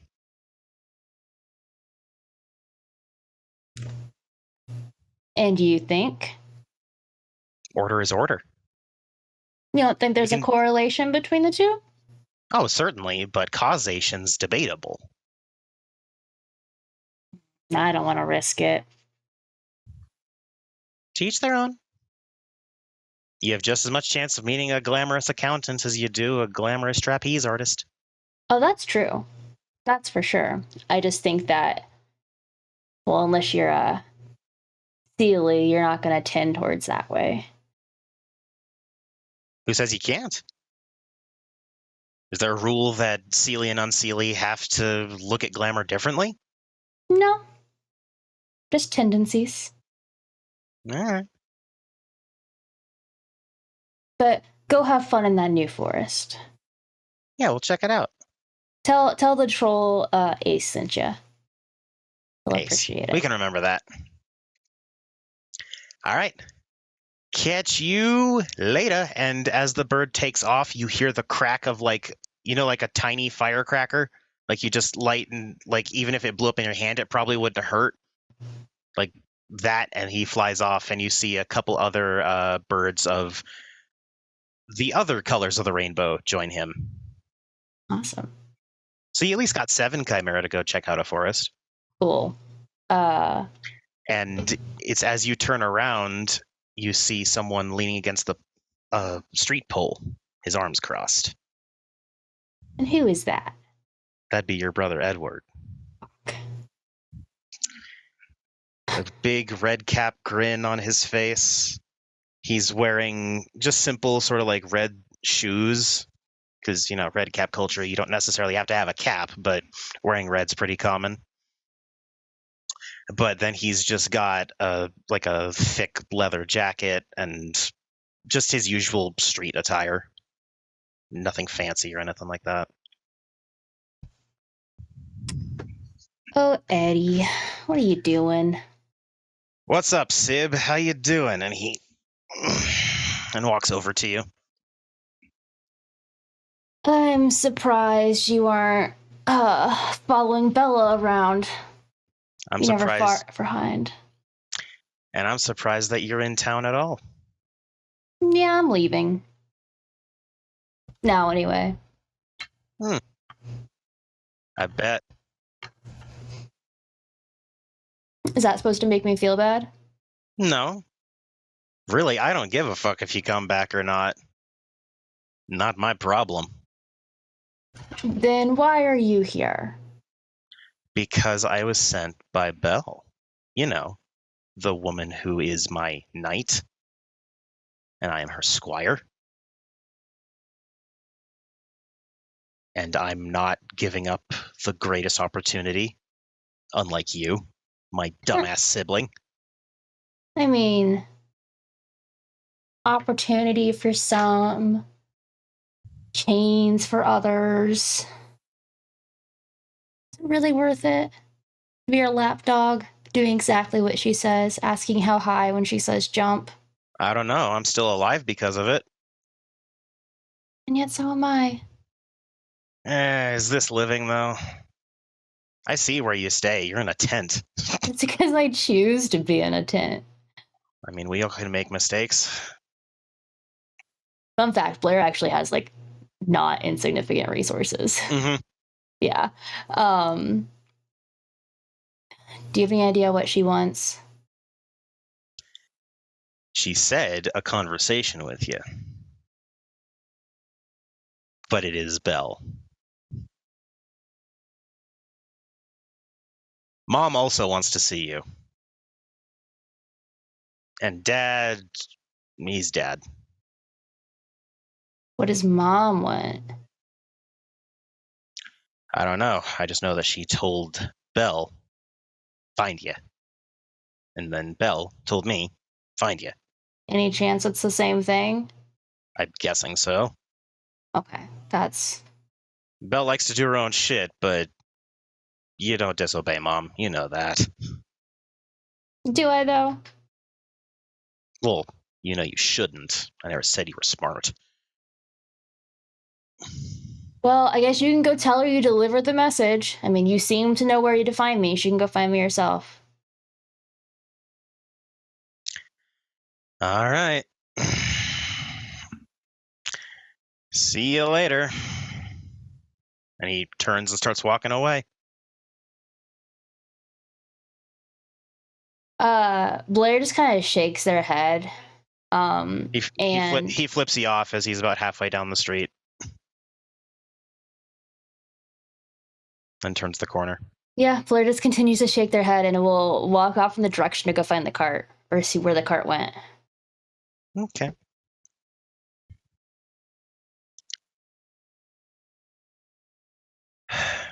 Where to go next? Sorry. No, it's fine. I'm sure this wasn't a route you expected. It's not a bad route.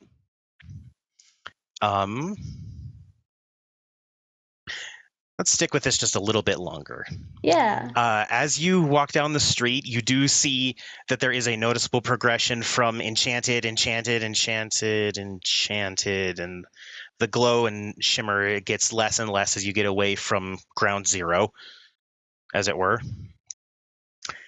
And then you see, you're not even sure why you would notice it. It's a set of stairs that go down, and then there is a small red door, not a fire exit though, oddly enough. but same style of door, where you're assuming on the inside it has like the push bar to get out, but out here it's just a regular handle with a lock. And it's not as affected by the glamorous like lessening. It's more intense than the area around it.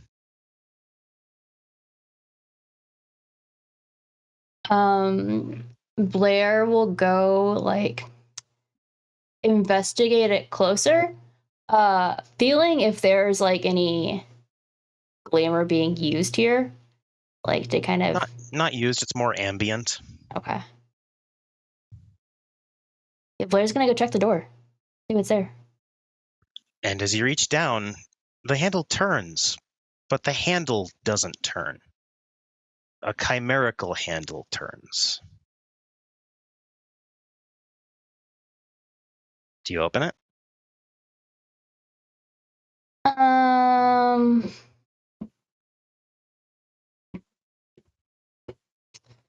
So yeah, the cat's running in the background. I'm sure you can hear that. Hey, felines need their exercise. I'm trying to think. So what Blair might like pick up an object and give the door like a slight nudge to push it open without like touching any of it. It opens a little bit. It's still a heavy metal door. But unlike the fire escape kind of doors, it doesn't automatically close either. It just stays open. Or ajar, rather. Is it far enough to see inside? Looks dark and swirling. And very dreamy. Very dreamy. Oh! Blair, does Blair know what it is now? Perception kenning.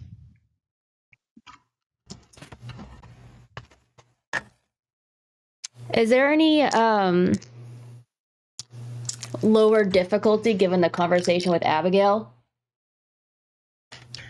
I'd say diff 5, yeah. That works.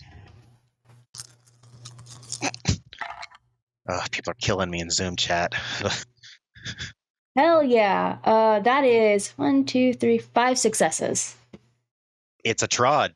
Yep. And you can tell that it's a recently opened one. This wasn't here any number of days ago. Does it seem like that's where they took the stuff? Or just that this is just here too? But I guess no, if it opened a few days ago, well, maybe. It's 50-50. Okay. There's as much of a chance of it being connected as it just being, oh, this is what my friend and mentor mentioned. Cool. But you do hear different things, different smells, different sounds, senses, all coming from the swirling blackness. Blair is wicked excited. However, I'm going to imagine has actual, like, minimal experience being in the dreaming and is not going to go.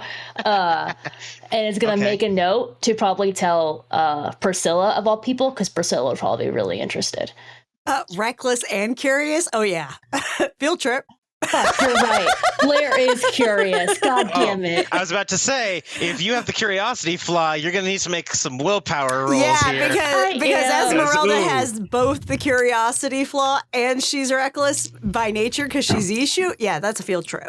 It's almost like curiosity distracts people. Yeah, almost. Yep, and leads people to their deaths. Yeah. It sure does. Okay, but imagine the story. So I know. Let's say it's not that crazy of a discovery because trods, there are other trods around, but this is a new one. Mm-hmm. So let's say diff 7. Get out of the way, cat.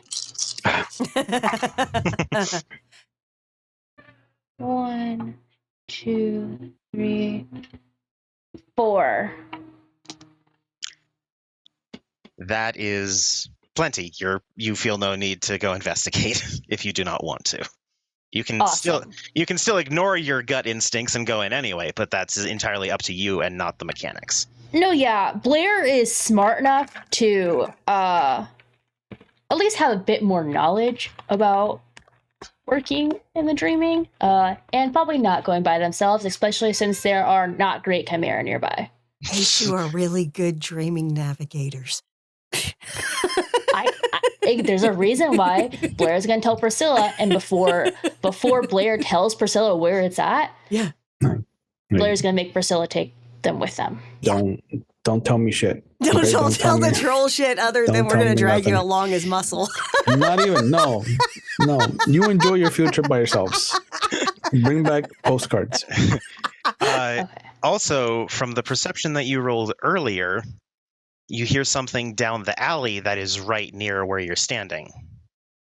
And looking over, they see Someone sitting on top of a dumpster, singing.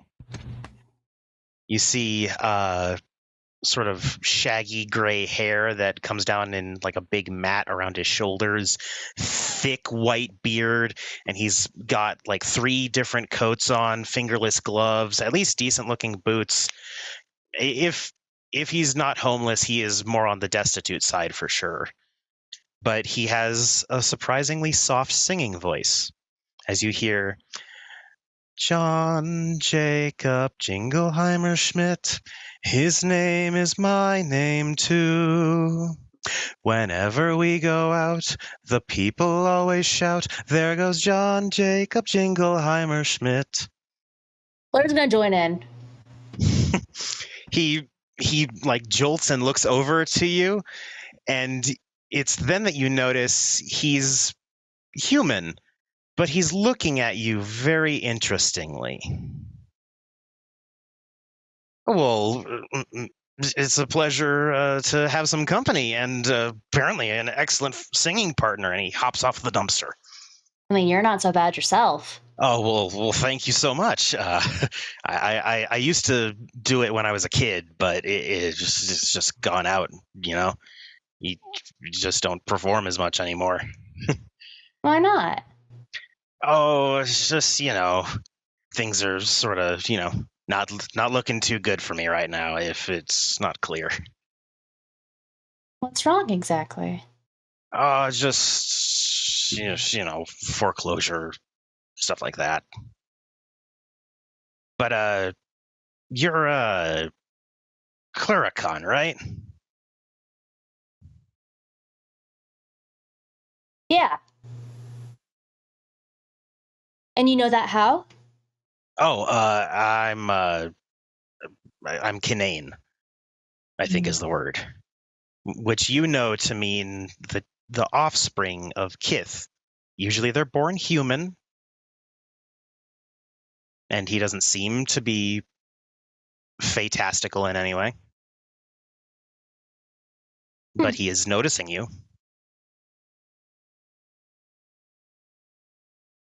I mean, I'd offer to give a helping hand. I don't really know if I can do much, though, for you. Nothing needs doing, honestly. I'm, aside from some small bullshit in other ways, I'm actually really great. But, I've been watching over that door that you were at. Yeah? Yeah. Did anything weird happen? I mean, some people walked in and out of it, Interesting. but nothing noted. Are you being careful about watching it? I imagine people might not look too fondly. I got the dumpster. It's my quick escape. But who knows? Maybe one day I'll get caught. Doubt it. You see anyone with a red jacket? Yeah, now that you mention it. Fucking gorgeous. Like, wow. They go in or they come out, or both? They had some people like carrying like a weird like Home Depot looking thing, like a dolly down the stairs. I was just climbing out of the dumpster, so I didn't see what was on it. I just saw the end. You know.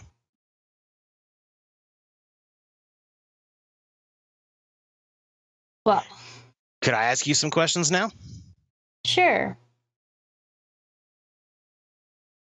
You've been smelling a crazy amount of cigarettes lately.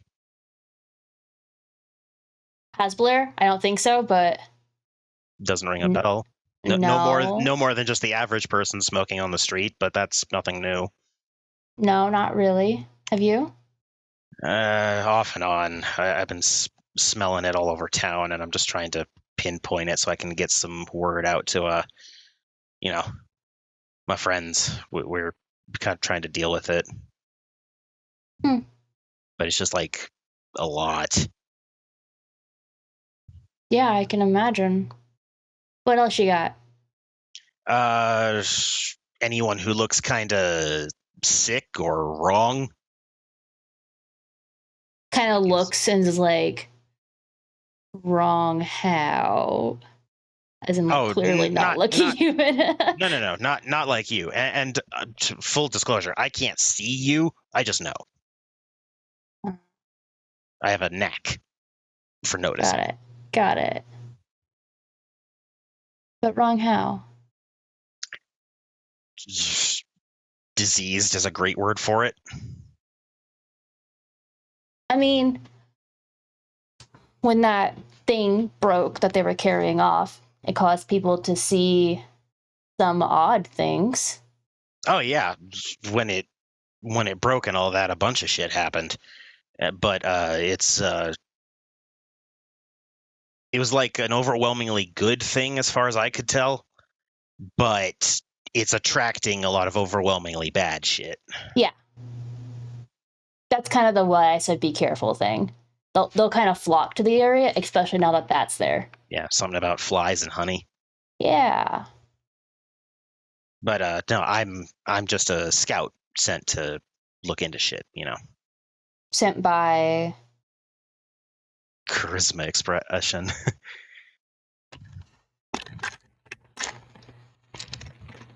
So actually, this will be a good time to use that thing that I messaged you about. So I can lower the difficulty to check in a communication if I use that cantrip. The first level cantrip for that. Between the lines. Yeah, between the lines is a great cantrip to know. Okay. So that's chimerical, so it doesn't cost anything, right? I just need to roll the realm. And if you don't want it to be balls difficult and a bit of a pain, you might want to bunk in some way, shape, or form. Oh, Blair's bunk is just gonna be like Blair's gonna whisper to themselves, tell the truth, like 3 times to themselves really fast, like under their breath. All right. That gets you a -1 for it. Yeah. Bunks that are rushed are usually not all that impressive, unfortunately, but they're sometimes quick and dirty enough. Yeah, okay. And then we'll need to use a willpower for the realm. Blair has actor, but it's not high enough. Glamour, you mean? Glamour, thank you. I'm still learning, okay? I haven't actually done this yet. Hey, that's okay. It's a glamorous mess. It's like a the story. glamorous mess. We're all glam here. I like the double entendre that has been thrown around here. We lost the glitz, but we still got the glam. That's right. We still got the glam. My cat stole a dice and is now playing with it, and I'm hoping doesn't eat it. You have a chimerical companion in real life. Yeah, your own jolly. What's the difficulty are we doing for this? For the cantrip? Real quick, one more time. Remind me of what the cantrip gives you, because as much as I know it's just good to. So it is. So any number of successes allows a changeling to understand a written cipher foreign language, but each success adds an extra die to any pool for contested actions meant to reveal the truth or see through lies during the current scene. All right. 8. Okay. We're going to see how that works. 1. That is enough. Okay. So I get 1 extra dice to, you said charisma and expression? Mm-hmm. Indeed. that. 1, 2. Outgoing. That applies. I know plenty of people who get so socially overwhelmed by outgoing people that they do is just spill the randomest secrets. And then difficulty normal. Diff 8 again, I'd say. 8. Okay. And there is a specific reason why it is so difficult. That's 2. 2. That is plenty. All right. Just don't go telling anyone I told you. Of course not. I'll even pay you for it. I was just sent here by my sept elder. They have a name? Well, Jake, but you're not going to know him. That's fair. He But- he wasn't always a person, you know. Got it. Well, I appreciate it nonetheless. Yeah. Stay on the safe side. And Blair will actually flip him one of the draw that they got for payment. Oh, you're giving him one of your pirate coins, one of the draws? Okay. Mhm. And we'll tell them like how to use it, like, or like where they can use it. If they don't know, they might already know. As he catches it, because he accepted a gift from a fae and it was already full of glamour, he's enchanted immediately. Is it a gift if it's a trade? Blair was giving him for the information.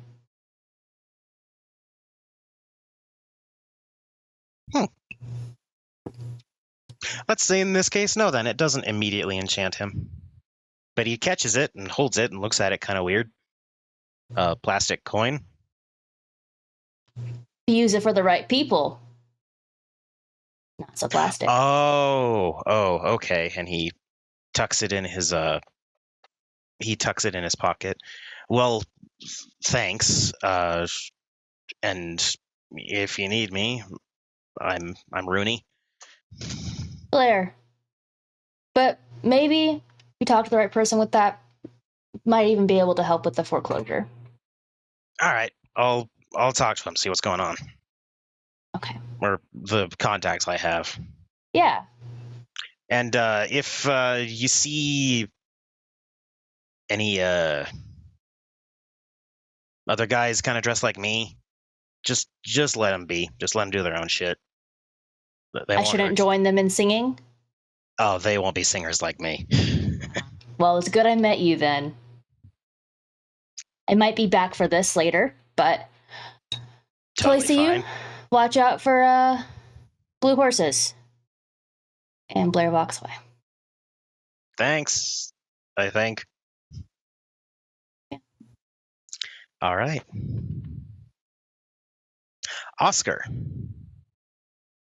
you'd be getting back to your apartment about this time, I think.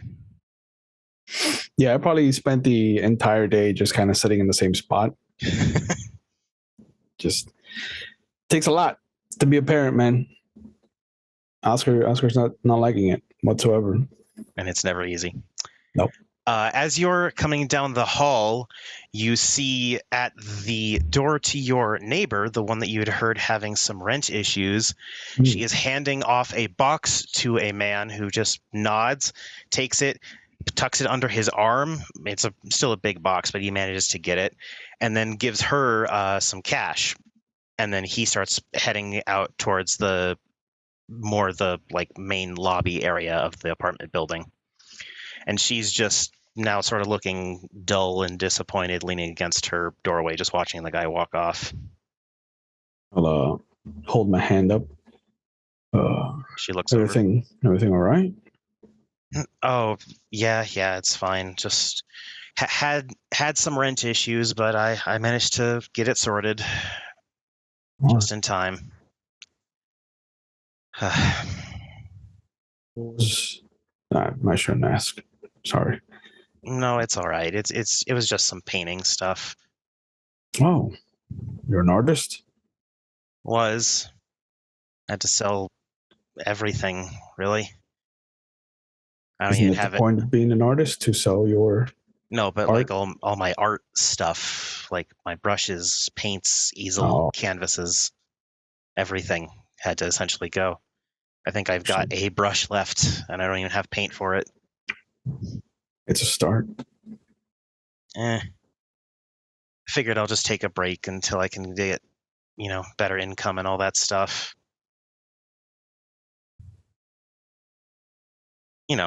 I can always go back to drawing. Yeah, it's like a muscle. Oscar, she's feeling a bit on the banal side. Not enough for it to affect you, but no, stuff is kind of vice gripping this girl right now. Like there's a spark that is kind of dying. Yep. Show us some magic, Big Daddy. Easy, champ. Keep that animal in a cage. This is the wrong show for that. Hey, you can reduce a human's banality if you know anyone in House Liam.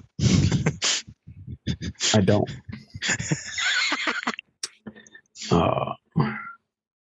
But when was the last time you got out of the apartment? Oh, I go to work. I'm a waitress at a diner down the street. Not what I meant. I'm going to preface this with I'm not hitting on you, but do you want to go for a walk? Clear your mind. Where? It's the city. Cities aren't really a great place to walk. Yeah, I'm sure we can find a park. What, do you like a park ranger or something? Did the uniform give me away? Oh, it's not just a costume. You're actually a park ranger. Yeah, a park ranger. Yeah. Charisma expression, Oscar. That's terrible for me. Why are you making me roll bad rolls? Because olive branches are often seen as a social expression. Oh, who told you that bullshit? Charisma expression. I'm going to use a willpower point because I have 2 dice otherwise. Okay. So at least I got 1 success there. And a 10, baby, and a 4. So 2 successes. Very nice. Very nice indeed. She takes a breath. Yeah, let me throw on some shoes and a coat. Yeah. And she shuts the door. I'm going to leave my stuff in the apartment. Mm-hmm. It's against my better nature, but I'm going to leave my rifle bag. Okay. On your dining room table, there is a letter sealed with a wax seal. Any letter that I recognize? What's that thing called? A symbol? A symbol, crest? yes. It's too generic for a crest. It's a why can't I remember it? Some French thing. Looks like a bunch of petals. A fleur-de-lis? Oh, thank you. Jesus Christ. Yeah, fleur-de-lis is the shape on the seal of wax. And it's just regular red wax. Like there's nothing too fancy, but it's fancier than normal. Okay. I'm gonna look out through the door, see if she's come out. If she hasn't, pop the seal. All right. As you do, there's a slight flicker of glamour as well. Oh.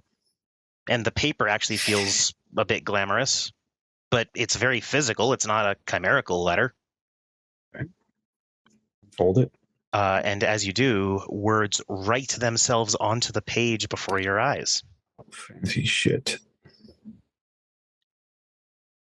I think I can help you remember. And then it gives an address. An address that's also downtown. Okay. Looks like a small bar from when you look it up. I will text myself the address. Okay. And then, are you done reading it? Yeah. And the wording fades as soon as you realize that you're done. This is unnecessary. This is a commonly used knocker treasure called goblin parchment. It can only be read by the intended. Nice. Is the wax seal still there, though? It is. It broke cleanly in half when you opened it. All right, I'll scoop the pieces up and put it in my pocket. Okay. This might be worth something to somebody else. Hopefully you don't generate enough heat for it to melt in your pocket. I'm kidding. That Well, won't happen. I'm a troll, first of all. So. You're a troll in Colorado in you. autumn. You're not gonna melt it. I promise. How dare you? That's your storyteller just being teasing. I'm gonna cut up some of the iced lemon cake that I got from Ava and put in a little Tupperware for my little artist friend. Okay. She is now out in the hall. She has a coat and not winter boots, but just boots Uggs. For walking. Uggs with the fur. That's just what they'll do. That's just what they'll do. But she doesn't look like she wants to walk all over you in this case. Perfect. I'm just gonna hand out the Tupperware. I don't know if you're familiar with and I'll give the name of the coffee shop or the bakery. I think I've driven past it a few times. Are you sure? Yeah, it's half. I got another half. Don't worry. Okay, she runs into her apartment real quick and comes back out without it. I'll have it later tonight. Can I see when she opens the door just how much she still has left of her stuff? You see a chair, a table.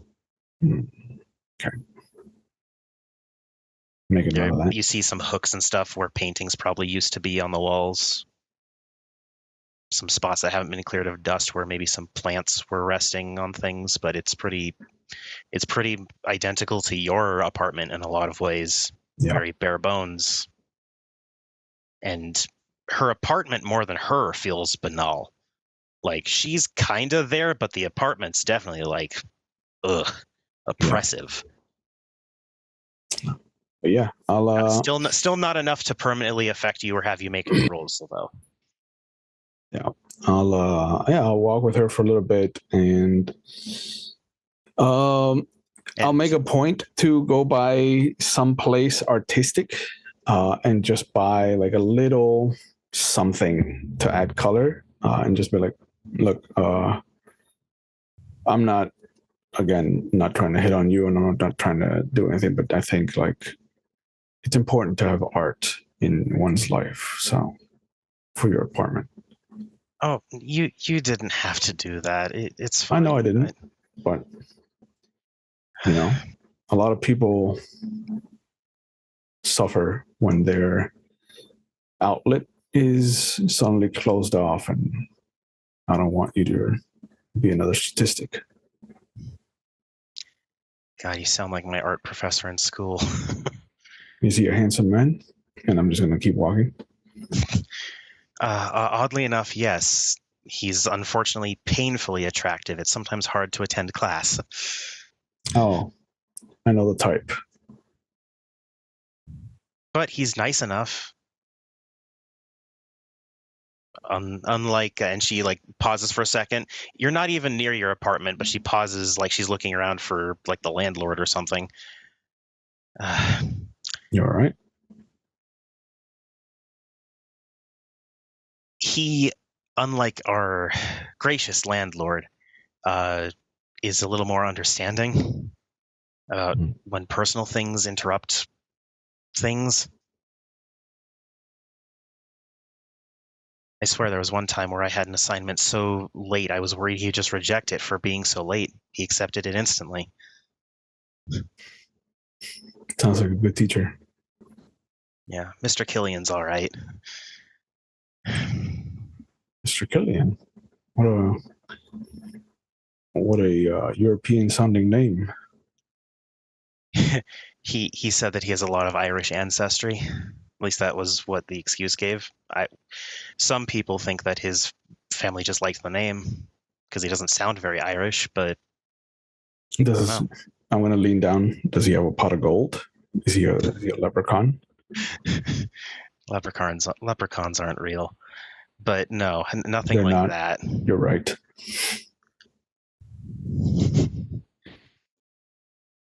Well, you feel better? A little, thank you. I'm Becca. Oscar. Well, thanks, Oscar. I was feeling really shitty, and for just my across the hall neighbor, you're pretty cool. I run cold. I can't do anything about it.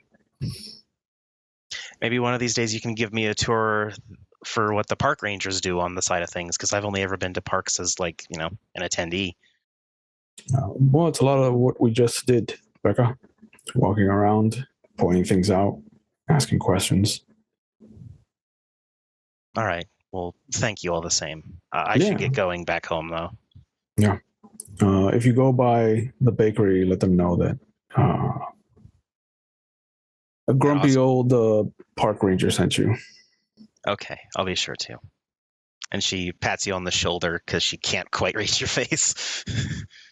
I mean, she's unenchanted, so she probably thinks that she is patting your face. Yes. Because what's the weird fancy term? Parallax or whatever? Like, correct. To her perception, you are smaller than you actually are. Yeah. And then she turns and starts heading back towards the apartment building and stuff. Now I'll keep an eye on her walking back, and I'll text Esmeralda the address for the bar and just be like, "Been there?" And Esmeralda is where are you right now? Great. Fantastic. I'm guessing by this point the two newly crystallized have been picked up. Yes, and are going to where they're staying. Because she kept her shit together long enough to make sure they were good, and then that they were picked up, and then she went back to the fucking hookah lounge area and fucking lit up because she's had a fucking day. And I will say, Izzy got most of the way through her book. Bakari got through his book, and then half of another one. So he's a voracious reader. Good to know. Good to know. Good to know. He absorbed that Dust Bowl. It'll be interesting when Izzy gets to the end of the book and then looks at Esmeralda and realizes that she is Esmeralda. Yeah, that's going to be fun. She got most of the way through it, and she kept, like, you'd go in and she, like, give you glances and look down, what the fuck? What? Yeah, like it'll really click out, once she finishes the story. Mm-hmm. Occasionally she looked at Jolie like, what the fuck? Just, someone putting the pieces together. Mm-hmm, mm-hmm. That's going to be fun. But yeah, so she gets the text, and of course she's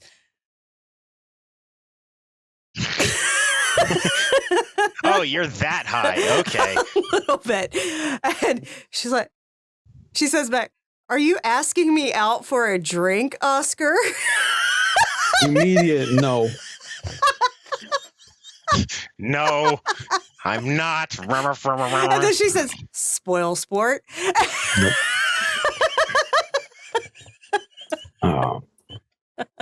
Going to check it out. Receive the goblin parchment. Need company? Will yell for help if needed. Okay.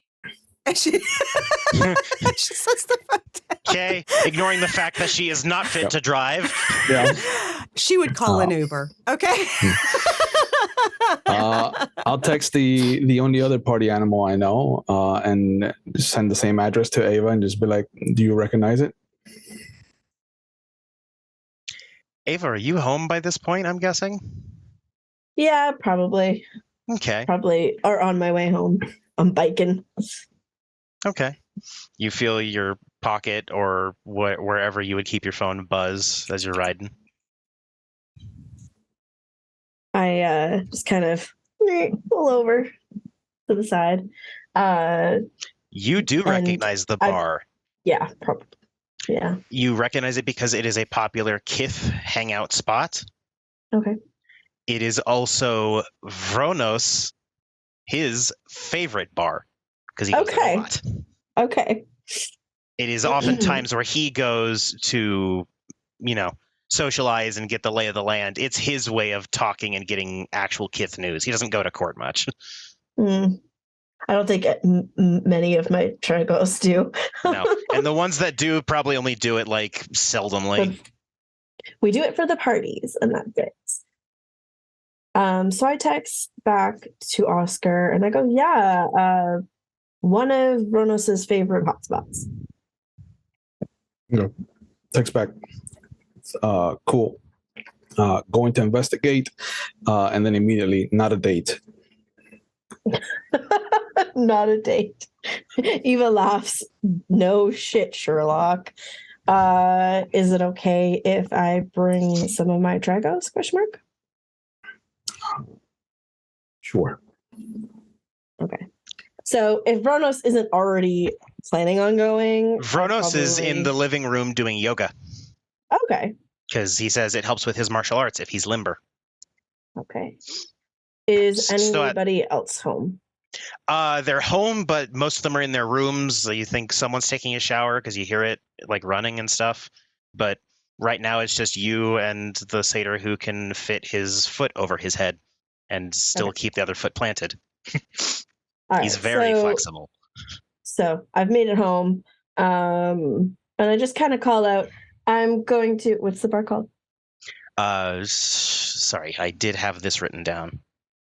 Ah, there it is. Surprise.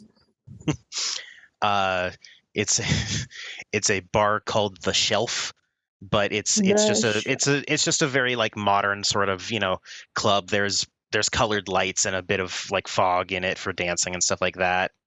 Like technically it's one of those places that has like 2 bars just for like ease of access, but it's still considered a small like business. It's just a slightly bigger small business, but it's pretty well known in Kith circles, at least. A lot of satyrs go there. So I walk in, getting changed, gonna go to the shelf if anybody wants to come. And you hear something fall in the living room. Sounds like a person. And then there's some scrambling, hooves clicking very fast, and Vronos. What was that about the shelf? Fuck. Don't shout that so loud. I fell. Sorry. Hey, storyteller, while this is going on, Esmeralda has texted Ace, the bar, and says, want to go get drinks? Hell yeah, I'll come pick you up. And Blair's going to pick up Priscilla on their bike. Yes! Look at that teamwork. I want to clarify, by the way, the bike that because for viewers, the bike that I ride, it's not a motorcycle. It is. Oh no, I have a bicycle. It's a so is bicycle. Blair's. I know. That's the joke. Yeah. We have 2 bikers in this group, which is hilarious. No, 3, because doesn't Honey Badger have one too? I think hers is actually a motorcycle, though. Motorcycle. Oh, okay. Well, we'll find out next week when she returns. The only one that shouldn't have a motorcycle is Red. If you've ever watched Demon. Yeah, Junie just confirmed in Twitch chat that it is a motorcycle that Honey has. Yes. Motorcycle. Yeah. So, Eva to Vronos goes, I'm going to get changed real quick. Sick. Yeah, I can go. Okay. I haven't been there in like a day. 15? 10. I'm thirsty. And he bolts up to his room too. Like he playfully, but he does shove past you. And he knows how to shove because he does a lot of martial arts. So he knows how to move you without hurting you, but still getting you well out of his way. And then bolts up to his room. And Oscar, I'm guessing you're just driving there. Yeah. Once I make sure that Becca's gotten to her apartment, I'm gonna pick up my rifle bag this time. Okay. And get in the car and just head over to the bar. And it's as you stop at a red light, you feel this tingle on the back of your neck. And it doesn't go away until you look in the rearview mirror and see yourself, but it's not you. You don't usually have a look of pure hate on your face. You don't have cracks in your blue skin. You don't look broken. But it's glaring at you. You know that you don't deserve this. Go back to punishing yourself like a good boy. And you blink and it's you in the rearview mirror again.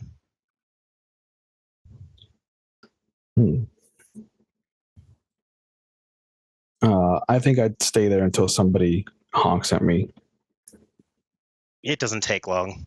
Yeah, You're in Denver traffic. People will honk at the drop of a hat. correct. And I'll take a long way around to get to the bar, just stopping at stop signs a little bit longer than I should, just to see if I get that same feeling again. It doesn't happen again. And it's on that note that we'll end the session. Yeah. Thank you for enjoying Changeling the Dreaming Stained Glass, everyone. Thank you, everybody. Woo! We started off with cozy little parenting sessions here, and then we went Look at us. The gambit. Or the gantit. The gamut. That's the word. Hey, he was a chimera. They're not always like perfect with English. I know. Join us on Discord. Maddox here posted up a casting call for this game and picked his cast from our Discord community. Yes. Now, next week, Junie will be with us. Core here will be out. Please have a safe trip, Core.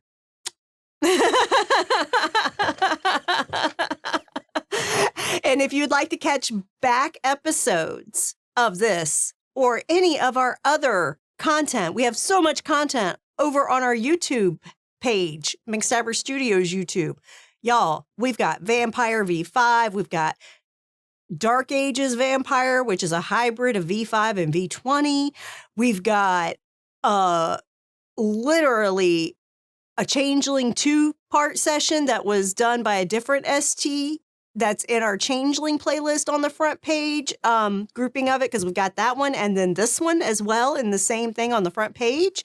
We've got Werewolf, we've got Wraith, we've got Mage, y'all. And then we've got a bunch of other systems and one-shots and mini-series and stuff too. For real, check it out. There's tons of content there. And if you're interested in D&D 5e or Call of Cthulhu 7e, check out the Ishvel YouTube. That is where our amazing European GM, Dr. Tiss, stores her back content. And of course, we have amazing friends at our table here. Ravnos Archon, tell us what you got going on. Right now you're on holiday break, yes? I am on holiday break, but normally I have Vampire the Masquerade 5th edition on Mondays, 2-part story following a Camarilla Coterie and an Anar Coterie. I alternate between Werewolf of the Wild West and Legend of the Five Rings on Tuesdays, and I alternate between 7th Sea and Old Gods of Appalachia on Thursdays. But you can catch me here on Wednesdays either being a lovable scamp of a Lasombra that's done no single war crime in his entire life. Or I'll leave that to his dark sister. Yeah. Or the grumpiest, incredibly exhausted uncle that should not be in charge of any child ever, Oscar Holst, right here. Or starting after the next season of Dark Ages, we're going to be delving back into a little something special that I'm gonna just give that as a hint and then leave the rest up in the air. But I'm looking forward to Fridays in January when I get to play Old Gods of Appalachia and bring Preacher Green to the table.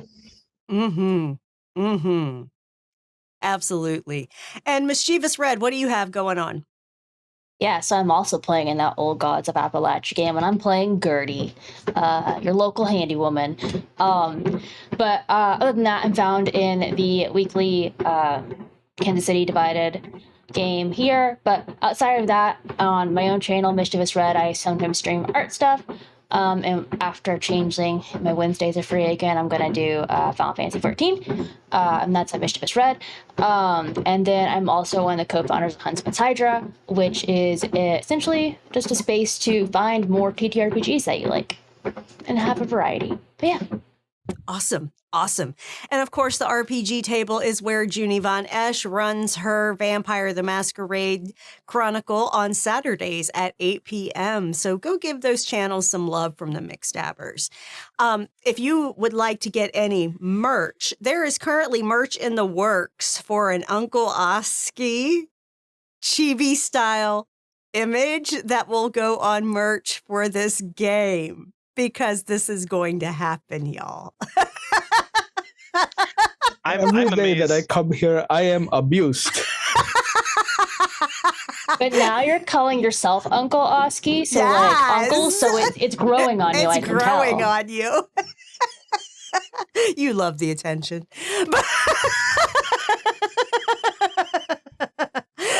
But also make sure you are signed in on our Zazzle shop. That link is in chat right now. Basically, there is some merch that is listed in some of our other shop sections that is adult rated for language. So you need to be signed in where they can verify your age to be able to see those listings. Like our Camp Wish a Motherfucker Would Camp Counselor t-shirt. That is fucking awesome. That is found in our Windy City merch area of our store. So yeah, that's one of them. So yeah. Check that out. And of course, if you would like to support these players, y'all, we had a freaking hype train up in here for people supporting. Thank y'all. For real. Love y'all. Show your biddies for the players. I don't take those at all. Anything that gets donated or done in bits goes to the players, not myself or Shanky when he's present on a stream. If you would like to support the studio itself, which is myself and Shanky, you can subscribe here. You can use your Amazon Prime subscription as a free monthly subscription to this channel if you choose. You can also give to our KoFi page, our Ko-fi page. That way, Twitch doesn't take half because Twitch takes half of like everything, y'all. It's a notorious pimp. So please consider that if you are feeling generous and have the availability. Please don't put yourself in a bind for us, for real. Okay? All right. So coming up over the next week, y'all. Oh my God. Oh my God. We have the finale of Kansas City, A Domain Divided this Friday. Season 1 finale, not the finale of the Chronicle overall. Season 1 finale. There's a lot more story to tell, okay? But that's going to be 8 p.m. Eastern Friday. Join us for that. Yeah. We took care of big story stuff. It was trial by fire for the coterie. Now we're going to deal with some of the fallout. So join us for that Friday. Saturday and Sunday, there's no streams. But we'll be back here on Wednesday at 8 p.m. Eastern. The next installment of Changeling, Stained Glass at 8 p.m. Eastern. So join us then. And last but not least, we got through some holidays. New Year's coming up. But it's still the dead of winter, y'all. Take care of yourself. Your mental health is important. And I know it can be a struggle right now. I exist in a state of struggle right now. Okay? For real. So I get it. It's like moving through mud because of seasonal affective disorder on top of other mental illnesses. So take care of yourself. If you're in crisis right now in chat, there's a list of numbers where you can call and get support and even get resources for ongoing therapy if you need it to help you with your crisis. Please, please, asking for help is not weakness. That takes immense strength. Get the help you need. And also, I'm going to tell you, if you have not done so already, get your fucking flu shots and get your COVID booster. My boss at work has COVID because she forgot to get her booster.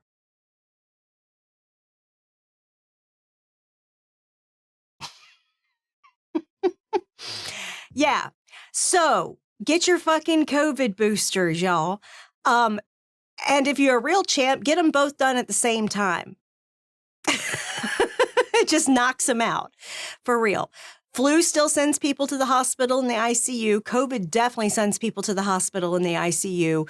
And, it can kill people. Both can. Both still kill people. So please get your shots.